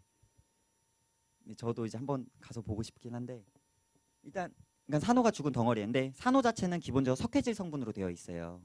그러다 보니까 물을 알칼리성으로 바꿔줘요. 그러니까 알칼리성 수질에 맞는 애들인데 예를 들면 이제 시클리드 종 같은 거 이제 마트에서 흔히 볼 수 있는 이런 어종들 있잖아요. 이런 산호사가 맞고요. 그리고 소일. 아까 책자 보셨죠? 보면 이쁘게 꾸며놓은 것들 많잖아요. 그죠? 그거는 대부분 다 이 소일을 통해서 수초를 키우는 경우가 많아요. 한마디로 뭐냐면 그 논에 있는 진흙 있죠. 이걸 조금 단단하게 가공했다라고 생각을 하시면 돼요. 예. 그러니까 실질적으로 보면 아까 왕사나 흑사에서도 수초가 되기는 돼요. 근데 모래 자체가 가지고 있는 영양분이 거의 없단 말이에요. 그러다 보니까 수초를 컨트롤하기가 좀 힘들어요. 그러다 보니까 그 수초를 좀 컨트롤을 좀 쉽게 키워내기 위해서 나중에 개발돼 나온 제품이거든요. 그래서 요즘에는 사실은 다 수초를 키운다 하면은 소일을 보통 바닥에 깔아놓고 시작하는 경우가 많아요. 근데 이제 보통 브랜드가 되게 많아요. 소일 자체가. 그러다 보니까 괜찮은 제품도 있고 안 좋은 제품도 있고 그래요. 특히 마트에서 파는 제품은 안 권해요. 소일은. 예. 이제 그래서 요걸 가지고 이제 많이 꾸미는 거고 또 하나는 새우를 키우는 경우 있잖아요. 새우를 키우는 경우 왜 소일을 쓰냐면 생각해 보세요. 새우가 주로 어디에 많이 살죠? 저수지. 그렇죠. 바닥에 이제 흙이거나 그쵸. 그런 데 많이 살잖아요. 그러다 보니까 그런 환경 조건을 조성을 해주는 거예요. 그러다 보니까 소일을 많이 씁니다. 일반 뭐 돌이나 모래 이런 거보다도. 아까 그 비싼 새우 있죠. 걔는 다 이런 소일에서 키워요. 그 다음에 샌드. 예, 아까 어차피 보면 이제 샌드는 그냥 모래를 샌드라고 표현해요. 사실 영어로만 따져 보면. 근데 저희들이 그냥 부르기 편하게 할 때 그냥 왕사, 그 왕사, 흑사, 뭐 샌드 이제 별도로 좀 분리를 하거든요. 보통 입자가 가는 모래를 다 샌드라고 표현을 합니다. 그래서 이제 아까처럼 이렇게 코리도라스나 이런 게오파거스 이런 어종들은 이런 원래 환경 자체가 입자가 가는 모래를 선호하는 애들이라서 이렇게 많이 쓰고 그 다음에 이런 수초원 같은 데 보면 어떤 물길이랄지 계곡 느낌이랄지 어떻게 보면 이제 연못의 느낌이랄지 이런 것들을 표현하기 위해서 이를 입자 가는 모래를 사용을 하기도 하고 그렇습니다. 그 다음에 이제 화산사. 이제 화산사는 이제 보통 화산석 자체가 구멍이 되게 많잖아요. 그러다 보니까 이제 여과제의 대용으로서 많이 쓰이는 바닥재 중 하나고요.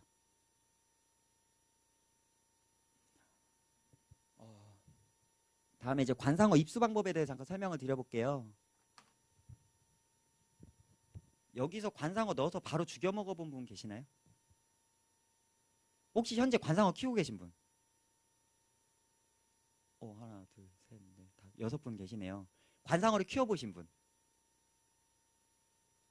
거의 다 키워보셨죠? 예, 예. 이제 아까도 제가 잠깐 설명을 드리겠는데 사실 요즘부터가 관상어를 이렇게 사거나 할 때 좀 주의가 되는 시기예요. 왜냐면 날씨가 추워지잖아요. 근데 가장 먼저 생물은 환경 변화를 싫어한다. 예. 그래서 최대한 환경 변화를 인지하지 못하도록 천천하게 적응시키는 것이 중요하다. 예. 그래서 이 과정을 물맛댐이라고 저희는 표현을 합니다. 그래서 첫 번째는 뭘 하냐면 수온맛댐, 온도를 맞춰주는 거죠. 사실 여름 같은 때나 봄, 가을 같은 때는 수온 자체가 별 차이가 안 나요.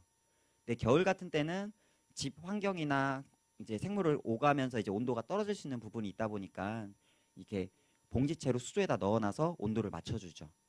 예. 그 다음엔 수질 맛댐. 모든 어항들은요 수질이 똑같은 어항이 하나도 없어요. 똑같은 게 정말 하나도 없어요. 왜냐하면 조건 자체가 다 다르기 때문이에요. 예. 그러다 보니까 수질이 아까 말했던 건 질산염도 조금씩 차이가 날 것이고, 그죠? pH도 조금 차이가 날 것이고 그런 부분들이 차이들이 있단 말이에요. 그런 변화를 천천히 익숙해지게 만들어 주는 거죠. 그래서 일단 첫 번째 보면 관상어를 물체로 이제 바가지에 옮겨 놓은 다음에 수조에 있는 물을 조금씩 수조에다 그 바가지에다 흘려주는 거예요. 그러면서 수질을 이제 좀 익숙해지도록 적응 기간을 주는 거죠. 그래서 보통 이제 그 물량을 어느 정도 잡냐면 처음에 가져온 물 양의 한 두세 배 양 정도를 잡습니다. 그 정도로 둔 다음에 마지막에 관상어를 그러면 기간이 한 30분에서 1시간 정도 시간이 걸려요. 예, 그 다음에는 관상어만 뜰채로 떠서 넣어요. 이게 중요해요. 무슨 말이냐면 마지막에 관상어만 넣는다고 그랬잖아요. 물체로 다 안 넣고요. 이유가 뭐냐면 걔가 어디에서 어떤 병균과 어떤 걸 가지고 오는지를 몰라요. 그래서 관상어만 넣는 거고, 두 번째는 뭐냐면 넣을 애는 적응이 됐어요. 그쵸? 근데 이미 살고 있는 애는 적응이 안 돼 있단 말이에요. 새로운 물이 갑작스럽게 들어가 봤자 애들한테 좋을 게 없다는 거죠. 그러니까 관상어만 넣는 거예요. 예. 그리고 여기 보면 이제 수질 같은 거 맞댐할 때, 이제 물 맞댐을 할 때 생물이 너무 많으면 숨 쉬는 게 힘들잖아요. 그럴 때는 이제 별도로 이제 공기를 넣어주면서 그 과정을 해주는 게 좋다라고 말하는 거고요. 이제 먹이 선택. 보통은 흔히 있는 먹이 갖고 계속 쓰시는 분들이 많아요. 아니면은 그냥 뭐 입자가 가느면 가는 대로, 뭐 크면 큰 대로 해서 그냥 알아서 먹겠지 하고 주는 경우가 되게 많은데, 사실 물고기가요 가지고 있는 성향이 되게 다양해요. 무슨 말이냐면 송사리 같은 경우 생각을 해보죠. 송사리는 입이 어디에 있죠? 위에 있어요. 송사리는요. 주로 수면에서만 놀기 때문에 그러거든요. 그리고 뭐 예를 들어서 모래무지랄지 이런 애들은 주로 어떻죠? 입이 아래로 되어 있죠. 그리고 이제 뭐 모래나 뻘 속에 있는 먹이를 이렇게 여과해서 먹는 그런 습성을 가지고 있고요. 피라미 같은 경우는 어떻죠? 앞을 바라보고 있죠. 그렇죠? 또 쉬리 같은 경우는 어떻죠? 쉬리는 약간 아래를 향하고 있어요. 그렇죠? 입 모양만 보더라도 애들이 어디에 서식하고 있는 먹이를 선호했는지를 알 수가 있어요. 예. 그것처럼 그런 성향을 한번 파악해 보시는 거예요. 예를 들어 뭐 위로 주로 떠 있는 먹이를 주로 먹는지 아래에 있는 먹이를 먹는지, 혹은 입 사이즈를 봐서 입이 좀 큰지 작은지, 그걸 가지고 먹이를 선정을 해줍니다. 그래서 보면은 이렇게 낙엽잎처럼 되어 있는 사료도 있고요. 입자가 아주 가는 게 있고요. 중간 입자가 있고 아주 큰 게 있고, 그 다음에 이제 장구벌레 이제 생먹이도 있습니다. 근데 보통 이런 거나 이런 것들은 입이 작거나 수면에서 주로 노는 애들을 위한 사료고요. 이런 거나 이런 거는 주로 중간층에서 놀거나 하층에서 노는 애들을 위해서 먹이를 주는 경우예요. 근데 아까 그 코리도라스 이야기 잠깐 드렸잖아요. 걔는 주로 바닥에서만 노는데 사료를 주로 이런 것만 주면 애들이 밥을 못 먹어요. 네, 위에서 다 먹어버리니까. 그래서 별도로 이런 입자 큰 사료를 별도로 주는 게 더 낫고요. 또 어떤 생물들은 애초에 사료에 적응이 안 되는 애들이 있어요. 그래갖고 이제 육식만 먹는 애들은 별도로 이제 이런 장구벌레 같은 생먹이를 주죠. 그리고 먹이 줄 때 주의사항이거든요. 보통 한 번에 다 줘버리는 경우가 있어요. 많은 분들이. 근데 관상어리 먹이를 줄 때에는 한 번에 많은 걸 주는 것보다는 소량씩 자주 주는 게 제일 좋아요. 그러니까 무슨 말이냐면 똑같은 양을 줘요. 예를 들면 하루에 주는 먹이량이 이만큼이다. 가정을 내렸을 때요. 이거를 한 번에 주는 방법이 있고 이거를 세 번에 걸쳐 주는 방법이 있단 말이에요. 그러면 한 번에 주었을 때는 박테리아가 감당해야 될 유기물의 양이 훨씬 많아지죠. 그러니까 안 좋다라는 거예요. 그러니까 이거를 세 번이나 네 번에 나눠서 주는 것이 훨씬 좋다라는 거죠. 그래서 한 번에 주는 것보다는 조금씩 나눠주는 것이 좋고요. 보통은 이게 보면 보통 하루에 두세 번 정도를 주고 바닥에 있는 관상어 잘 받아먹지 못한다고 판단이 되면 아까 말한 것처럼 입자 큰 사료로 대체를 해서 주는 것이 좋습니다. 보통 기준 자체가 일주일에 한 번 40% 정도다. 근데 수조의 사이즈나 생물의 수나 먹이 투여량이나에 따라서 환수 주기는 얼마든지 짧아질 수도 있고 길어질 수도 있다. 다만 주의사항은 뭐냐면 절대로 한 번에 많은 양의 물을 갈지 말자. 그리고 두 번째는 수조를 청소할 때는 모래나 여과기나 둘 중 하나만 청소하자. 그리고 만약에 내가 이래저래 신경 못 써가지고 두세 달 동안 오랫동안 물을 못 갈았다. 그러면 한 번에 많이 갈아서 청소해버리려 하지 말고 조금씩 자주 갈아주시면서 수질을 조금씩 개선시켜주는 게 더 좋아요. 예. 그리고 물 갈아줄 때 온도는 좀 비슷하게 잡아주자. 예, 요 정도입니다. 좀 전에는 그 물 관리하는 방법까지 설명을 드렸었죠. 다음, 병. 예, 키우다가 병 걸려서 죽는 경우 정말 많아요. 그죠?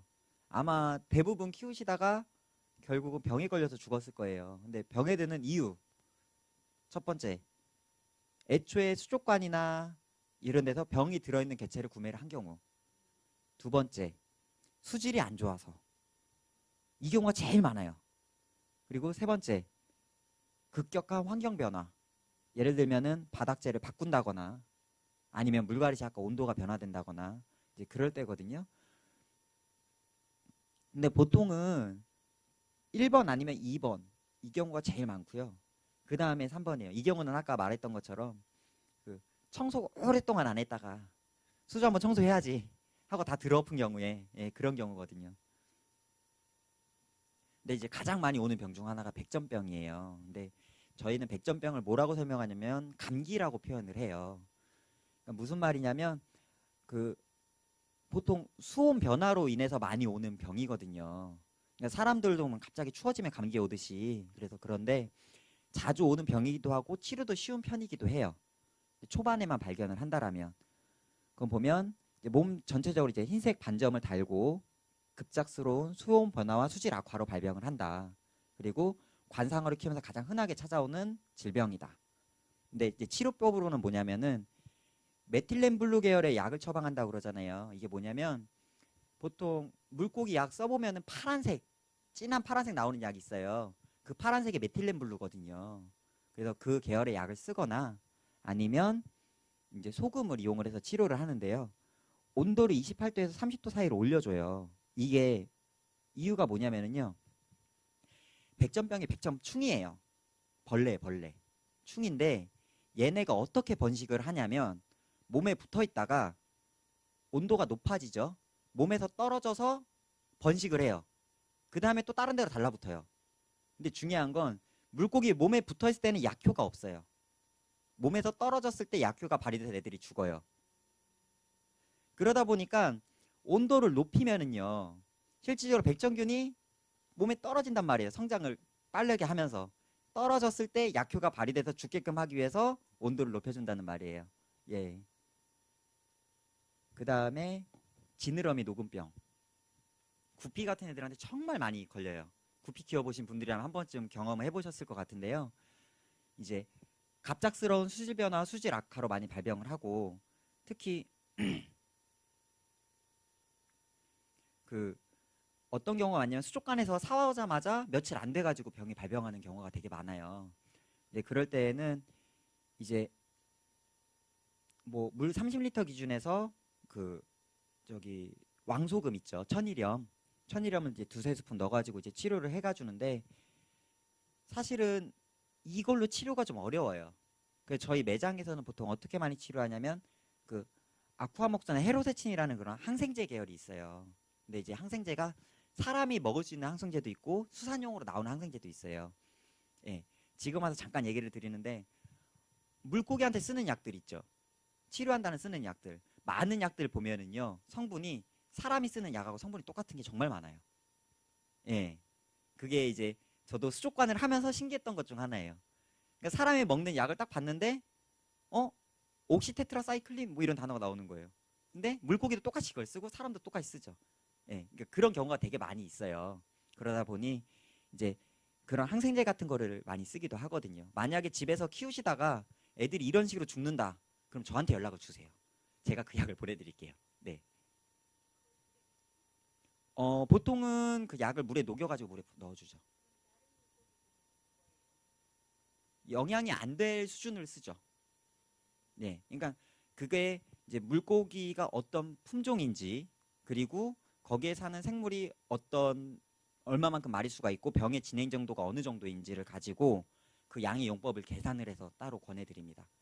예. 그러니까 물고기가 강하면 강한 대로 조금 정량대로 쓸 수 있는 거고 그리고 물고기가 조금 약한 애들이고 병의 진행이 좀 심하다면 차라리 그 용법을 정량보다는 한 70% 정도 쓰는 걸 권해요. 그래서 흔히 약을 쓸 때에는 그냥 쓰는 것보다도 꼭 수족관 사장한테 물어보고 그 다음에 쓰는 거를 권합니다. 예. 그리고 약이 뭐 예를 들어서 이런 약이거나 아까 말했던 뭐 백전병 약이다. 백전병 약도 종류가 엄청 많거든요. 그 약 종류에 따라서 어떤 건 독성이 세고 어떤 건 독성이 약하고 이런 것들이 있어요. 근데 그런 것들을 많은 사람들은 아무 생각 없이 그냥 넣는다는 거죠. 근데 그걸로 인해서 애들이 약 때문에 죽어요. 예. 그러니까 병 때문에 죽는 게 아니라 약을 너무 과하게 써갖고 죽는 경우도 많아요. 예. 그러다 보니까 그런 부분들은 미리 한번 물어보고 쓰는 게 제일 좋거든요. 지금 이제 여기 보면 이제 관상어 병들이 워낙 많은데 예. 제일 좋은 방법. 예. 수족관 사장한테 물어보자. 예. 사실 이게 제일 좋아요. 왜 그러냐면 온라인을 검색을 해보시잖아요. 정말 많은 정보들이 나와 있어요. 나와 있는데 문제점이 뭐냐면 사람마다 다 똑같은 조건이 아니다라는 거예요. 예. 환수죽이 다 다르고 바닥재 다 다르고 사는 생물이 다 달라요. 그렇잖아요. 근데 그런 다른 사람들이 썼던 그 사용기만 믿고 사용을 하기에는 문제될 수 있는 사항이 되게 많다는 거죠. 그러면 저 같은 수족관 사장, 착한 사장,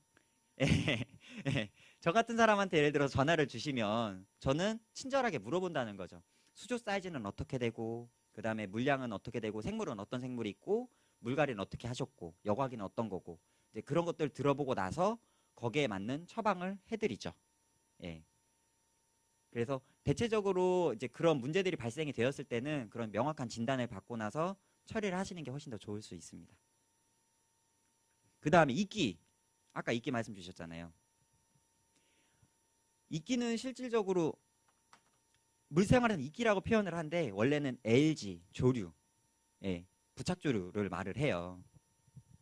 사실은 냇가에 가면 흔하게 볼 수 있는 게 이끼죠. 그리고 많은 사람들은 이끼를 더럽다고 생각을 합니다. 더럽다고 생각을 해요. 하지만 원래 이끼는 수질을 정화시켜주는 역할을 하는 게 사실은 이끼예요. 왜냐하면 물속에 있는 유기물과 빛을 벗고 크는 애들이 이끼거든요. 그리고 일단 이끼 자체는 수존에 영양분이 생기고 이끼 역시 조류 역시 식물이기 때문에 조명이 없으면 안 생깁니다. 예. 그러니까 조명이 있어야지 따라줘야 생기는 이끼인데 이끼의 종류가 여러 가지가 있어요. 그 중에 먼저 규조류, 갈색 이끼. 많이 수조 운영하면서 보실 수 있는 이끼예요. 특히 어떤 분들이 많이 보냐면 오랫동안 수조 청소 안 하시면서 관리하는 분들이 저 이끼 청소 한번 해주세요 부르는 분들이 있어요. 그런 분들한테 가면 꼭 이런 이끼가 많이 있어요. 뭐냐면 수조에 조명이 없는 경우에 많이 생겨요. 그러니까 보면 낮은 광량과 수질 악화, 박테리아 사이클의 미완성시 많이 생기는 이끼라고 표현이 되어 있잖아요. 무슨 말이냐면 그 세팅 초반에 많이 오는 이끼예요. 수조를 처음 세팅했을 때 초반에 많이 오는 이끼라고 봐주시면 되고 조명이 약할 때 많이 오는 이끼고요. 그리고 되게 제거가 쉽게 되는 이끼 종류라서 간단한 스펀지로도 잘 닦이고요. 그 다음에 일반적인 이끼 먹는 생물들 있잖아요.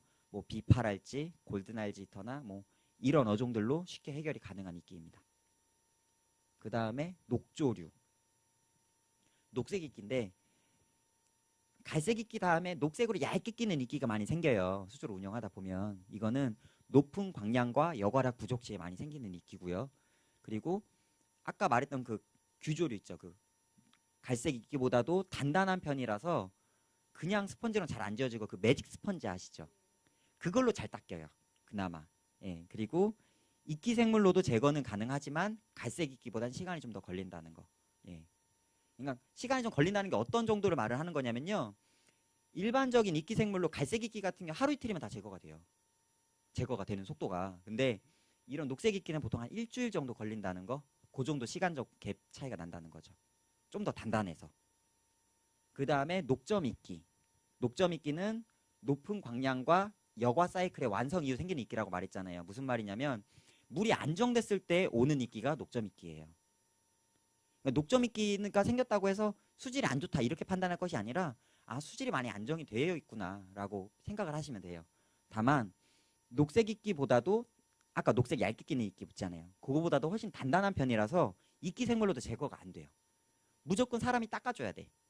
대신 얘는 이끼가 오는 주기가 되게 길어요.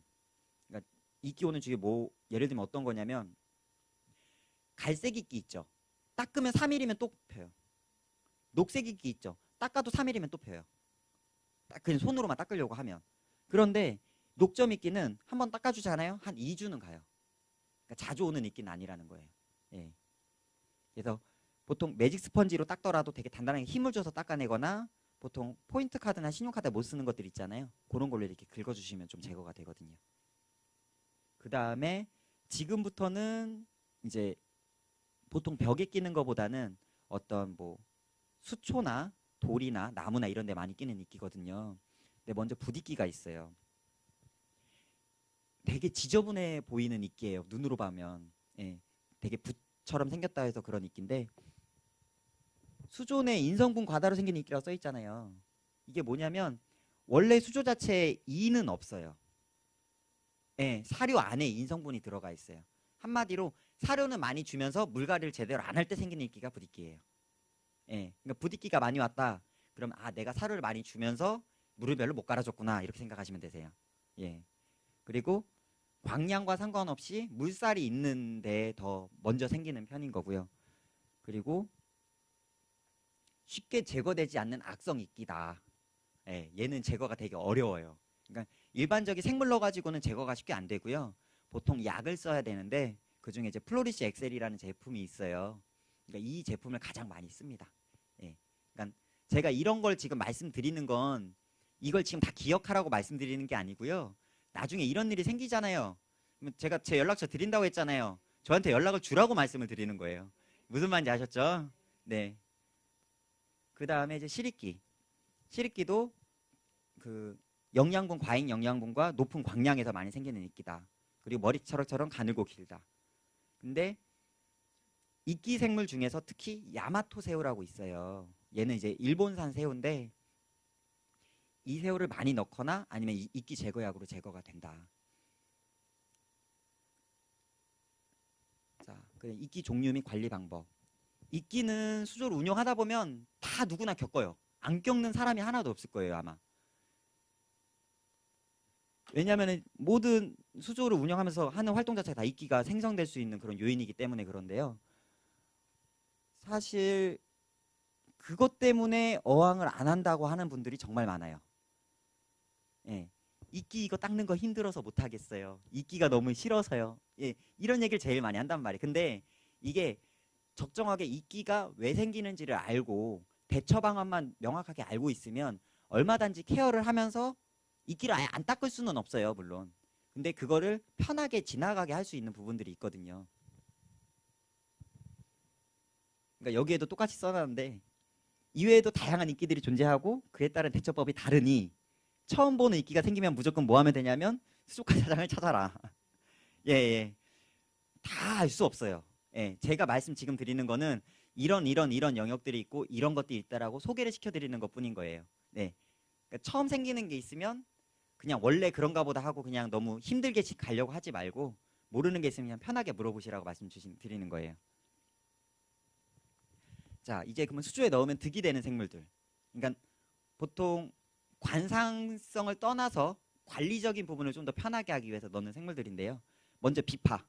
많이들 보셨을 거예요. 가장 대중적인 이끼 생물이고 단점이라면 사이즈가 커진다. 야생 사이즈가 보이시죠? 예, 엄청나게 커요. 그리고 이제 외국에서는 실제로 이거를 다 식용으로 먹기도 하고요. 예, 보통 이제 잉어 농장 같은 데 있죠. 그런 데서도 녹조 제거하기 위해서 비파를 넣거든요. 거긴 비파가 이만해요. 예. 그러니까 보통 사람분들이 손님분들이 비파가 많이 컸어요 하고 한 뼘 내외 되는 애들을 가져와요. 걔는 엄청 새끼예요 지금. 한참 더 커야 되는 애들이. 예. 근데 이제 워낙 그 대중적인 이끼 생물이다 보니까 누구나 흔하게 접하면서 흔하게 이끼 제거를 많이 넣을 수 있는 고기거든요. 그리고 자 골든 알지이터. 얘도 이제 흔하게 보시는 데인데 비파보다는 좀 작게 크고 수질에도 되게 강한 편이에요. 그리고 벽면 이끼 제거도 능력도 좋은 편이고요. 그런데 어, 마리수가 조금 적잖아요. 자기들끼리 막 공격하고 싸워요. 서로 막 못 먹게 하고. 그리고 다른 고기들 좀 괴롭히기도 하고 이제 그런 성향들이 있는데 기본적으로 이끼 제거 능력이 워낙 좋다 보니까 좀 자주 해서 많이 넣는 편이거든요. 그리고 안시. 예. 사실 아까 비파하고 골든 알지터가 조금 대중적인 이끼 생물이라면 안시는 그거보단 조금 더 고급적인 이끼 생물이에요. 이끼 생물로 쓰는 거에선. 예. 그런데 보면 비파하고 비슷하게 생겼는데 사이즈도 되게 작고 다 커봤자 요거밖에 안 하거든요. 다 큰 게. 예. 그리고 성장 속도도 되게 느린 편이고요. 그리고 노란색으로 이쁘게 생겼잖아요. 예. 그리고 아까 얘네가 굴 파고 들어가서 아까 산란한다고 했던 애들 있죠. 걔네가 얘네들이에요. 그러다 보니까 안시 새끼가 되게 귀여워요. 작고. 그래서 요것만 키우는 매니아들도 되게 많거든요. 그리고 다른 물고기들을 이렇게 공격하는 성향도 없다 보니까 매니아들한테 인기 많은 종이고요. 보면 보통 일반적인 안시는 이제 안시가 이렇게 생겼고요. 그리고 나중에 개량돼서 나온 것이 롱핀이라는 애가 나왔어요. 지느러미가 길게. 그래서 실질적으로는 얘보다는 얘가 개량이 되고 나서 보니까 더 키우기가 힘들어요. 그래서 요것만 전문으로 키우는 매니아들이 정말 많거든요. 보통 마리당 한 돈 만 원 이짝저짝 해서 보통 분양이 돼요. 이걸 키워가지고 돈 버는 분들도 많아요. 예. 사실 제 여자친구도 이거 키우거든요. 예. 계속 키워가지고 새끼 빼면 저희 매장으로 가져와요. 그러면 저도 이제 그거 가져다가 매장에서 키워가지고 팔고. 예. 그러고 나면 이제 여자친구한테 맛있는 밥 한 번씩 사주고 그렇게 하는 거죠. 예. 그 다음에 이제 오토싱. 오토싱도 이제 그러니까 사실은 어항을 하다 보면 이끼 생물이 너무 크면 부담돼요. 그렇잖아요. 그래서 자꾸 작은 것들을 원해 하거든요. 그러면 얘도 사이즈가 작아가지고 이끼 생물로 많이 쓰이는데 다만 수질에는 조금 민감한 편이에요. 그래가지고 수질이 좀 많이 안정된 수조에서 넣는 걸 권하는 생물이고요. 사실 이런 수업들을 제 수족관에서 하면 참 좋겠죠. 그죠? 전주 와서 오려면 이제 관광버스 대절해서 오셔야 돼요. 예, 예. 진짜 이제 보여드리면서 다 설명할 수 있는데 이게 이 많은 생물종을 여기에서 어떻게 보여드리면서 할 수 없는 부분이 조금 아쉬운 부분은 있거든요. 예. 그 다음에 야마토새우. 아까 이끼 제거하면서 야마토새우가 잠깐 얘기가 나왔는데요. 그 이끼 제거 용도로 많이 쓰는 용도이기도 하고 수질 난이도도 편해요. 그러니까 수질이 악성이 돼도 잘 사는 애들이고요. 다만 얘는 원래 생물이 일본 생물이에요. 예. 그래서 야마토. 예. 새우인데 얘 특징이 뭐냐면 원래 민물에서 살아요. 살다가 그쵸. 산란을 기수해서 합니다. 그리고 새끼가 다시 크면서 다시 민물로 올라와요. 우리나라 참개하고 어떻게 보면 성향이 좀 비슷하다고 보시면 되실 것 같아요. 그러다 보니까 민물 수조 내에서는 알은 잘 달고 다녀요. 근데 번식이 아예 안 돼요. 예, 예. 그리고 이제 여기 있는 사쿠라나 노란 빨간 새우나 노랭이 새우. 이제 아까 새우 중에 비싼 새우 있다고 그랬잖아요. 걔네가 비싼 새우는 얘는 좀 저렴한 새우들이에요. 그러면서 빨갛고 노랗고 하다 보니까 색깔이 이쁘잖아요. 그래갖고 이제 수조 내에서 많이 키우거든요. 그리고 키우기도 좀 더 무난하고요. 편하고요. 근데 이끼 제거 능력이 얘는 있긴 한데 야마토 새우보다는 이끼 제거 능력이 좀 떨어져요. 그러다 보니까 좀 많은 수를 넣어야지 그나마 이끼 제거에 효과적이고요. 아, 물고기는요.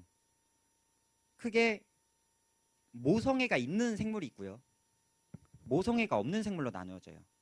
일반적으로 100%는 아니지만 일반적으로 모성애가 없는 애들끼리 합사가 좀 편한 편이고요.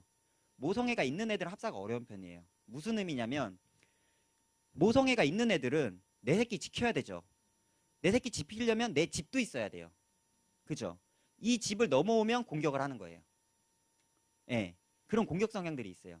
예를 들면은 시클리드 같은 종들 있잖아요. 엔젤 같은 경우도 마찬가지고요. 그리고 아까 같은 뭐 말라위 시클리드 같은 애들도 마찬가지고요. 그런 애들이 보면 공격 성향이 좀 강해요. 왜냐하면 내 새끼를 지켜야 되니까 싸나운 거예요. 그런데 구피 키워보시면 어때요? 네 새끼 내 새끼 없어요.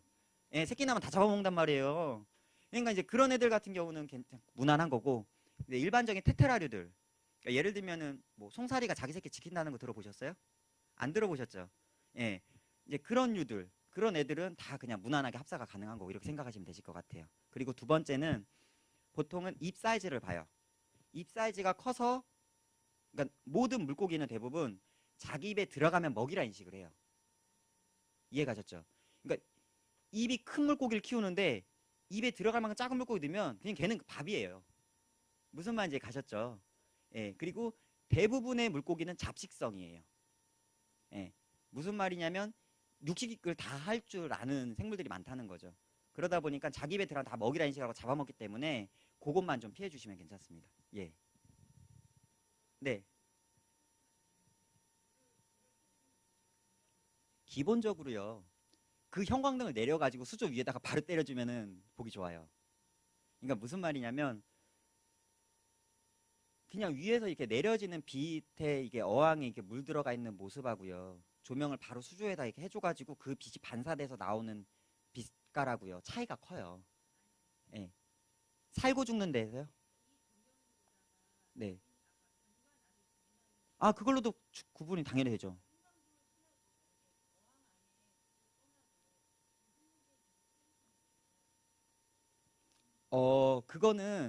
그거는요. 거의 그 주변 환경에 따라 좀 차이가 날 수도 있어요. 무슨 말이냐면 예를 들어서 바닥재도 어둡고요.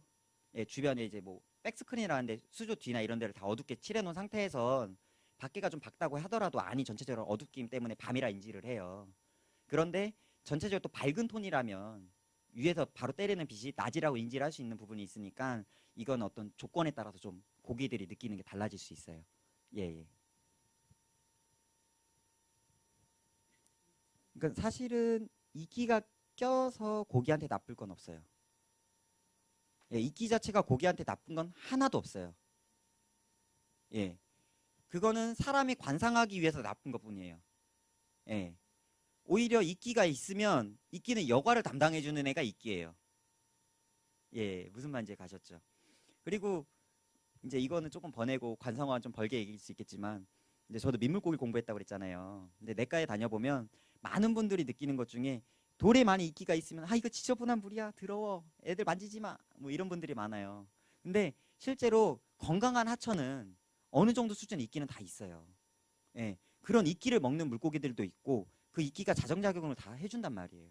예, 그러면 이제 많은 분들이 계곡에서 내려오는 물만 막 되게 깨끗하다고 생각을 많이 하시고 계곡에서 좀만 내려오면 거기는 다 이제 이끼가 껴있는 그런 지대란 말이에요. 근데 실질적으로는 종이 풍부한 거는 계곡이 아니라 그 밑에 있는 그 하류예요. 그렇죠? 계곡은 오히려 유기물 자체가 없다 보니까 생물들이 사식할 수 있는 게 먹이원이 없어요. 그러니까 종이 되게 한정적이에요. 뭐 끽해봐야 버들치, 갈견이 뭐 그 정도밖에 안 나온단 말이에요. 근데 하루로 내려오면은 어종이 되게 다양해지죠. 특히 여울에. 예, 예. 그렇게 봐주시면 될 것 같아요. 이끼 자체가 나쁜 거는 아니에요. 근데 수질을 측정할 수 있는 지표는 될 수 있어요. 아까 말씀을 드렸잖아요. 수질이 악화가 될수록 이끼가 더 많이 생긴다라고. 예, 그렇게 생각해 주시면 될 것 같아요. 동갑? 아, 동종끼리도 잡아먹기 하죠. 예를 들면 이거 공식이라는 표현을 해요. 공식한다라는 표현을 많이 쓰는데요. 뭐 예를 들면 보자. 올챙이 공식하죠. 예, 가물치도 공식합니다. 예, 뭐 베스, 블루길 다 공식해요. 무슨 말이냐면 자기들이 성장을 해서 커 올라오잖아요. 근데 그 중에는 이제 커 올라오다가 같은 나이고 같은 사이즈에서 커 올라오다 보면 똑같이 먹이를 줘도 먼저 먹는 애가 있고 덜 먹는 애가 생겨요. 그러면서 보통 자연 탈락되는 경우가 사실 더 많아요. 예, 그렇죠. 그 안에서도 경쟁이 일어나요. 예, 살면서. 근데 거기에서 그러니까 보통은 누가 누구를 같이 크면서 그냥 먼저 억지로 공격을 해갖고 잡아먹는 애는 사실 좀 드물고요. 그 경우는 아예 먹이가 없는 경우고요. 일반적으로 먹이가 공급되는 경우에는 먼저 먹는 애들이 있고 좀 뒤쳐져서 먹는 애들이 있다 보니까 뒤쳐져서 먹는 애들이 자연적으로 좀 퇴화가 돼요. 걔네들을 별도로 분리를 해서 키워준다라면 모를까. 예. 일단 제가 설명을 잠깐 드리면 어항은 작은 것보다 큰 게 관리가 훨씬 편합니다. 많은 사람들이 관리가 힘들 거라 생각해서 작은 걸 놓거든요. 그게 왜 그러냐면요. 보세요. 어항이 예를 들어 이 사이즈가 있어요. 그죠? 요 사이즈가 있어요. 이게 두 개라고 생각을 해봐요. 그러면 이 사이즈는 어떻게 물을 갈아주냐면요. 물을 빼가지고 아니요. 들고 청소하면 안 된다니까요. 말씀드렸잖아요. 그죠? 예. 그러니까 여기다가 바가지가 있든 뭐가 있든 물을 뺀 다음에 그걸 다 일일이 날라서 화장실에 버리죠. 그리고 화장실에 또 물 갖고 날라와가지고 가서 이렇게 채운단 말이에요. 그죠? 그런 거는 남편을 시키세요. 그렇죠. 작은 수조 갈 때는 남편을 시키시는 겁니다. 예. 근데 그러니까 그러면 이제 힘들단 말이에요, 오히려. 근데 큰 수조는 어떻게 하냐면 그냥 호스를 이렇게 걸어놓고 안에 물만 안 빨려들게 걸어놓고요. 호스를 쭉 빼서 화장실에 가져가서 입을 한번 하면 물이 쭉 빠지잖아요. 그다음 물은 어떻게 채우냐? 집에 샤워기 있죠? 샤워기 헤드 있죠? 헤드 분리하면 그거 호스에 딱 맞게 하는 피팅이 있어요. 연결하는 게 저희가 다 준비된 게 있어요. 저희는. 그걸 해서 샤워기는 냉온이 조절이 되잖아요. 그것 때문에 일부러 샤워기로 가는 거예요. 그래서 샤워기에다 꽂아가지고 올리면 그냥 알아서 차잖아요. 기다렸다 끄면 되잖아요. 얼마나 편해요. 그렇죠. 그렇고 그냥 박테리아 그 물갈이약 몇 뚜껑 넣어주면 끝난다니까요. 근데 너무 작은 거는 요 작은 거 하나 물 갈겠다고 그죠? 해서 입포면 고기들 말라 죽어요. 그 사이에 그잖아요. 물 쑥 빠져버리니까. 그러니까 오히려 좀 큰 게 더 여유롭다는 거예요. 그리고 두 번째는 뭐냐면 물량이 작을수록 수질 변화가 커질 수밖에 없고요. 물량이 클수록 수질 변화가 작아질 수밖에 없어요. 그런 부분 때문에 수조가 커질수록 관리가 좀 더 편하다고 말씀드리는 거예요. 예, 이해가셨죠? 예. 근데 저렇게 작더라도 조금 더 신경 써서 편하게 갈 수 있는 방법들은 있어요. 그런 식으로. 예. 근데 제가 아까 말씀드렸다시피 그리고 제가 관리가 좀 더 편하게끔 권해드리는 세팅법들은 있어요. 무슨 말이냐면 애초에 바닥을 모래를 깔 때요. 보통 왕사나 뭐 아까 흑사 같은 거 많이 쓴다고 그랬잖아요. 그러면 걔네들은 입자가 자갈로 돼 있죠. 입자로 되어 있잖아요. 그 사이에 똥이 다 깔린다고 이렇게 쌓여요. 그럼 나중에 그거 청소하기가 참 그지 같아요. 그죠? 그래서 저는 보통 어떻게 하냐면 그걸 안 권하고요. 아까 샌드 말씀드린 거 보셨죠? 입자 가는 거. 그거 얇게 깔아요. 그러면 입자 자체가 작잖아요. 공간이 없으니까 똥이 바닥에 쌓일 일이 없어요. 차라리 그냥 여과기만 청소하면 된단 말이에요. 그리고 바닥에 똥 보이는 게 싫다. 그럴 때는 코리도라스를 놓으면 똥은 안 먹지만 바닥을 훑고 다니잖아요. 그럼 똥이 떠요. 뜬 게 여과기 흡착돼요. 그럼 여과기만 빼서 그냥 갈면 되니까 훨씬 편하죠, 관리가. 예, 그러니까 관리가 그렇게 좀 편해질 수 있는 세팅법들은 있어요. 권해드릴 만한 것들이. 예, 예. 그러니까 수족관 사장 아니겠습니까? 예. 그러니까 생각보다 붕어 생각하면 초식이라 생각을 많이 하시잖아요. 실제로 육식 성향도 강해요. 예, 작은 물고기는 다 잡아먹어요. 잉어 있죠. 잉어, 비단잉어 큰 애들은 미꾸라지 그렇게 잘 잡아먹습니다.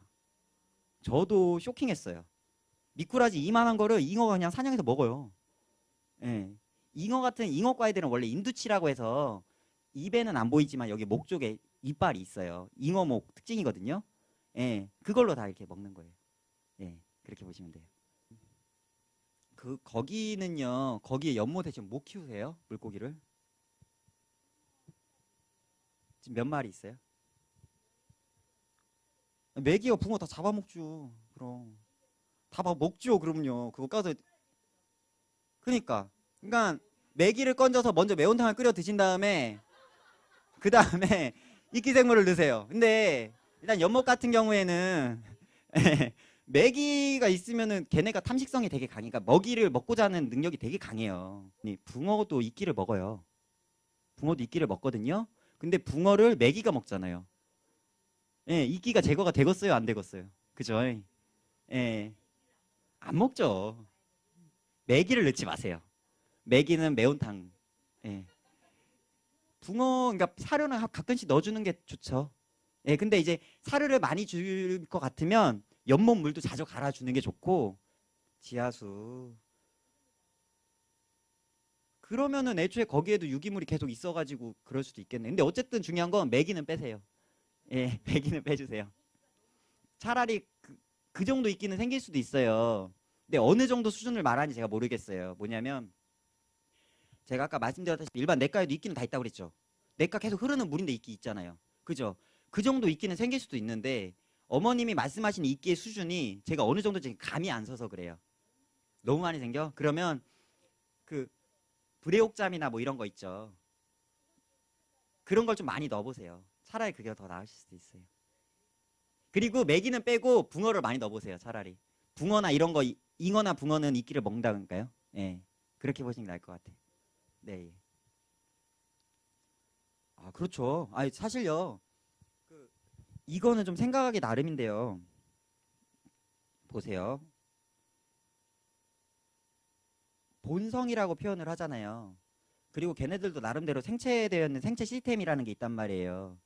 그러면 거기에 맞춰가지고 사는 거예요. 자, 봐보세요. 자, 보면 물고기뿐만 아니라 새도 그렇고요. 그렇죠. 닭 보면 닭의 어미가 자기 알 낳고 다 부화하고 보호하잖아요. 걔 누구한테 배웠겠어요? 안 배웠죠. 그죠? 사람도 마찬가지로 이런 얘기는 좀 그렇지만 누구나 섹스할 줄 안단 말이에요. 예, 왜요? 배웠어요? 그냥 그런 줄 알고 하는 거란 말이에요. 그런 본성이란 게 다 누구나 있어요. 근데 물고기도 마찬가지로 정말 수만 년, 수억 년 동안 그게 만들어진 본성이에요. 서식하기 위해서 한 거고 자기 자손을, 새끼를, 자기 종을 보존하기 위해서 지금까지 만들어진 거라는 거예요. 어떤 생각을 가지고 움직이는 건 아니에요. 그런 부분들은 자기 자손을 그리고 자기 그 종을 꾸준히 유지시키기 위해서 하고 있는 활동들 뿐인 거고, 그 내에서 다른 애들이 이런 뭐 밥을 먹으니까 나는 이 밥을 먹으면서 살아야지 내가 살 수 있겠다라는 그런 것 형태로 진화가 된 것 뿐이에요. 예. 그러면서 이제 종이 분화가 되는 거고요. 예. 그러니까 뭐 물론 물고기도 기본적인 학습 능력은 있어요. 뭐냐면 똑같이 물고기를 키워보잖아요. 제가 수족관에서 고기들 밥을 주잖아요. 제가 밥을 줄자, 그죠? 그리고 밥 주는 사람이 이렇게 앞에 있을 때하고 일반 손님이 앞에 있을 때하고 열렬히 환영하는 정도가 달라요. 그러니까 밥 달라고 이렇게 막 바닥바닥 하잖아요. 그 정도가 달라요. 최소한 그 정도의 인지 능력은 있어요. 그리고 그보다 조금 아까 고차원적인 아까 아시아 아로하나 뭐 이런 거 있죠. 걔네는 삐져요. 삐지기도 해요. 예, 지 기분 상하거나 막 이러면은 막 한 달, 두 달 굶고 밥도 안 먹고 그러기도 하고 그래요. 예, 예. 그러니까 물고기가 지능이 낮다라고 표현하는 부분은 약간 물고기한테 실례인 것 같고요. 예, 걔네들도 기본적인 감정이나 그 정도는 어느 정도 느낄 수 있다고 저는 생각을 해요. 예. 제가 잠깐요 책을 가져왔거든요. 이게 다 관상어입니다. 그런데 중요한 건 기본적으로 관상어는 종류가 정말 다양하고 많아요. 많은데 이제 일반적으로 합사가 가능한 거는 예를 들어서 네온 테트라, 뭐 카디널 테트라, 램프아이 그런 이제 카라신유라고 하거든요. 그런 유하고 구피나 플래티 몰리 이런 종류는 다 대부분 합사가 가능해요. 그 다음에 코리도라스 그 정도 다 합사가 가능한 수준이고요. 그리고 뭐 예예. 그리고 이제 그 외적인 부분은 이제 보통 엔젤하고 구라미 종류 사이즈가 좀 큰 애들 예 그런 종류끼리 보통 합사가 가능하고요. 그리고 이제 그 외적으로 넘어가면 이제 시클리드과 애들 중에 말라위 시클리드라고 한 거 있죠. 걔네들은 주로 걔네들만 합사가 가능해요. 걔네 외에 다른 애들은 다 공격하고 잡아먹고 뜯고 이러니까 이제 그 정도 수준으로 보면 될 것 같고, 그게 이제 대중적인 종 수준 내외고요. 거기 사이드로 빠져서는 이제 그 수조 사이즈에 맞춰서도 합사가 가능하기도 하고 불가능하기도 하고 그래요. 그렇죠, 그렇죠. 수조가 좁으면은 실질적으로 큰 애가 작은 애를 건드려서 문제가 될 수도 있는데 수조가 오히려 넓으면 문제가 안 되는 경우도 생기거든요. 그러다 보니까 무조건 절대적이라는 건 없어요. 그러니까 그 상대적인 부분들이 항상 존재하기 때문에 그 상황에 맞춰가지고 권해드리죠. 예.